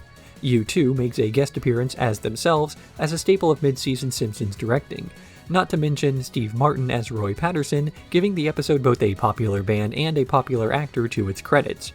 The musical number draws inspiration from The Candyman, also granting this episode a big set piece for further memorability. Ultimately, this episode serves as a proper cap to 200 episodes of a cultural icon, with more planning going into its celebration than the 100th, but also a portent of the next 100 episodes to come.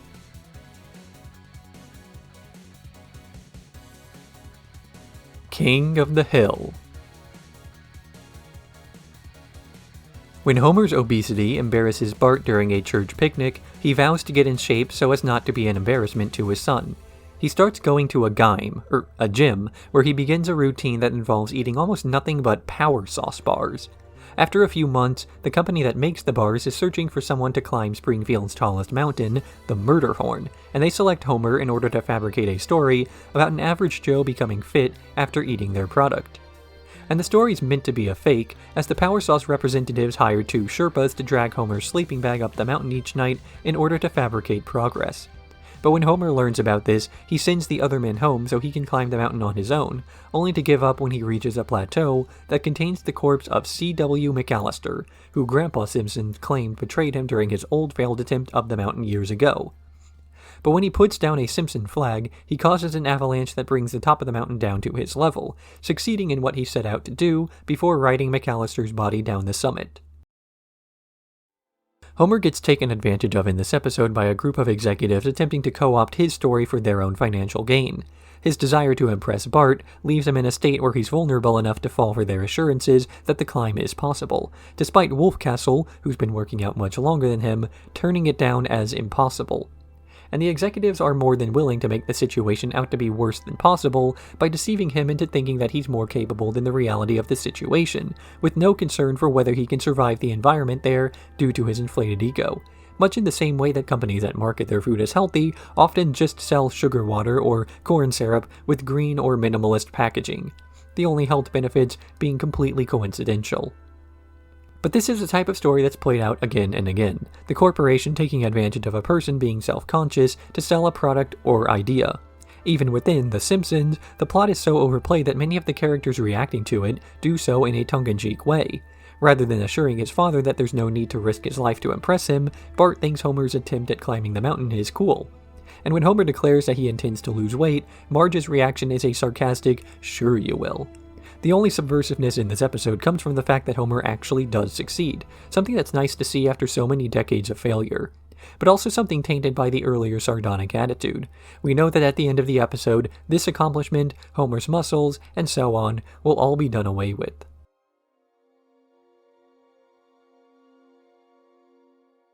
Lost Our Lisa. Bart and Milhouse head to a joke shop on a day off of school where Bart buys a collection of novelty face accessories. But as they're not adhesive enough to stay attached to his face, he asks Homer for a stronger glue, which works too well as he can no longer remove them. So Marge has to take Bart to Dr. Hibbert to have them removed, making her unable to go with Lisa to the museum's final day of their ISIS exhibit. But Lisa wants to go anyway, and gets Homer's permission to head out alone, though when she takes the wrong bus, she ends up in the middle of nowhere and has to walk home. Around this time, Homer realizes that Lisa is unattended and rushes out of work to find her, which he does after commandeering a cherry picker. On the way home, Lisa laments that she should have never taken the risk of traveling alone, but Homer insists that risks are what make life worth living, and he resolves to take her to the exhibit, despite the museum being closed. They break in, and Homer accidentally knocks an orb off of a pedestal, where it opens up to reveal a music box, Homer and Lisa being the only two people to have heard its song in 4,000 years. It's clear that, for her portrayal relative to the rest of the cast, Lisa is the favorite character of The Simpsons' writing staff. She's routinely the most in tune to what the writers themselves want to say with their episodes, and while she can come across as a bit of a soapbox at her worst, still represents the show as a whole rather well, in that her characterization is the only one that's not played negatively or for satirical purposes. That said, she is still a little girl, and an episode like this puts that into context with the rest of her intelligence. While Lisa's interest in things like museums and reading set her above the rest of her family, that intelligence is only as deep as the books she reads. Lisa lacks the street smarts to make that knowledge worth much. And so this is where her relationship to the rest of the cast comes in. Lisa might struggle on her own, but when her polar opposite Homer steps into the picture, a much better synthesis is formed. Lisa is smart but often fails to relate to or connect with other people. Homer is dumb, but has little trouble fitting in with others. And in the best case, the two can combine to make Lisa's message reach the whole world instead of those who just already want to hear it. The Simpsons as a show deals with this in much the same way. There's a much deeper level of social commentary in many of the scripts that never would have reached an audience if we didn't also find the humor and relatability surrounding it.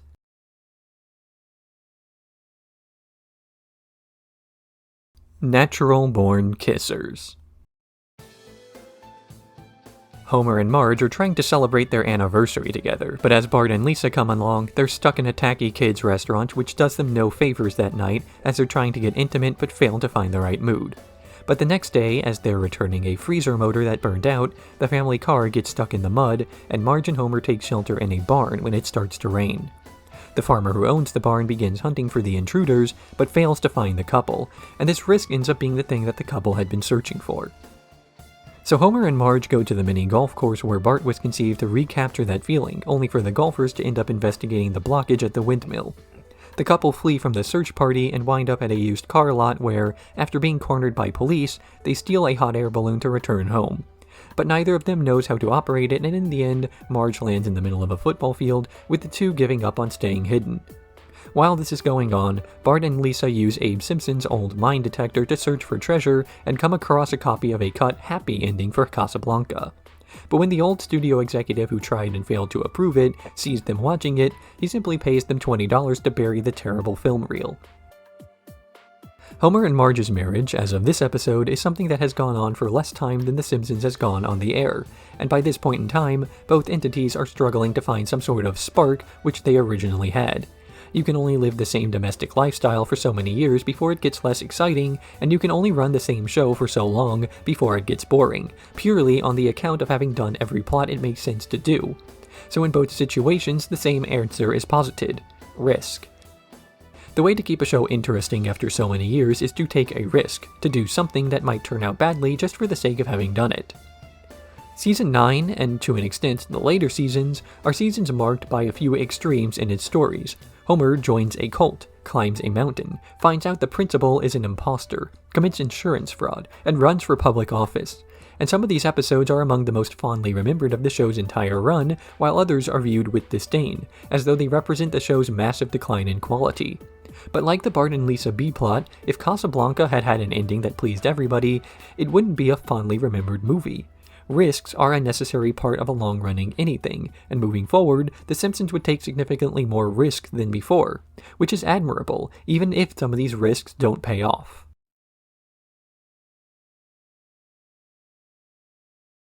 Outro. As I stated much earlier, this is a part 3 to a 4 or more part video, depending on if I stop after the quote golden age or not. As of right now, the most accurate statement I can make for the future is that I will try to go as far through The Simpsons as it makes sense to do so, but there will definitely be no part 4 to this series as I intend to have 10 hours-ish golden age retrospectives for the next month that I do this. Since monthly uploads are just outside the attention span of the YouTube algorithm, the most consistent way you can make sure that you get this video in your feed as soon as it's out is to subscribe. Season 8 is the final agreed-upon Golden Age season of The Simpsons. Beyond this point, every fan has some differing opinion as to whether or not I'm covering a Golden Age season or not. And as such, the seasons 10, 11, and 12 retrospective section will largely be covering the series' downfall, although I don't much like that term considering that seasons 14 through 16 are the most viewed seasons based on data, so it's not like you can really say it's a decline. I go for monthly uploads, and I upload whatever I feel like covering at that moment, so next month won't be another Simpsons retrospective, though it will come up in the future. I know I've already got 2 long-running shows in my crosshairs, Futurama as well as this one, but I'm currently leaning towards starting a 3rd in King of the Hill. But the truth will be out in a few weeks, probably a week before the first day of October, so there's still plenty of time for me to change my mind based on an interesting-looking YouTube comment, possibly one that you might be planning on leaving now. This part will be cut out of the inevitable final cut of the video, so it doesn't much matter what I do, whether it's an appropriate ending or not. More so because I don't consider this an ending at all, merely a stop.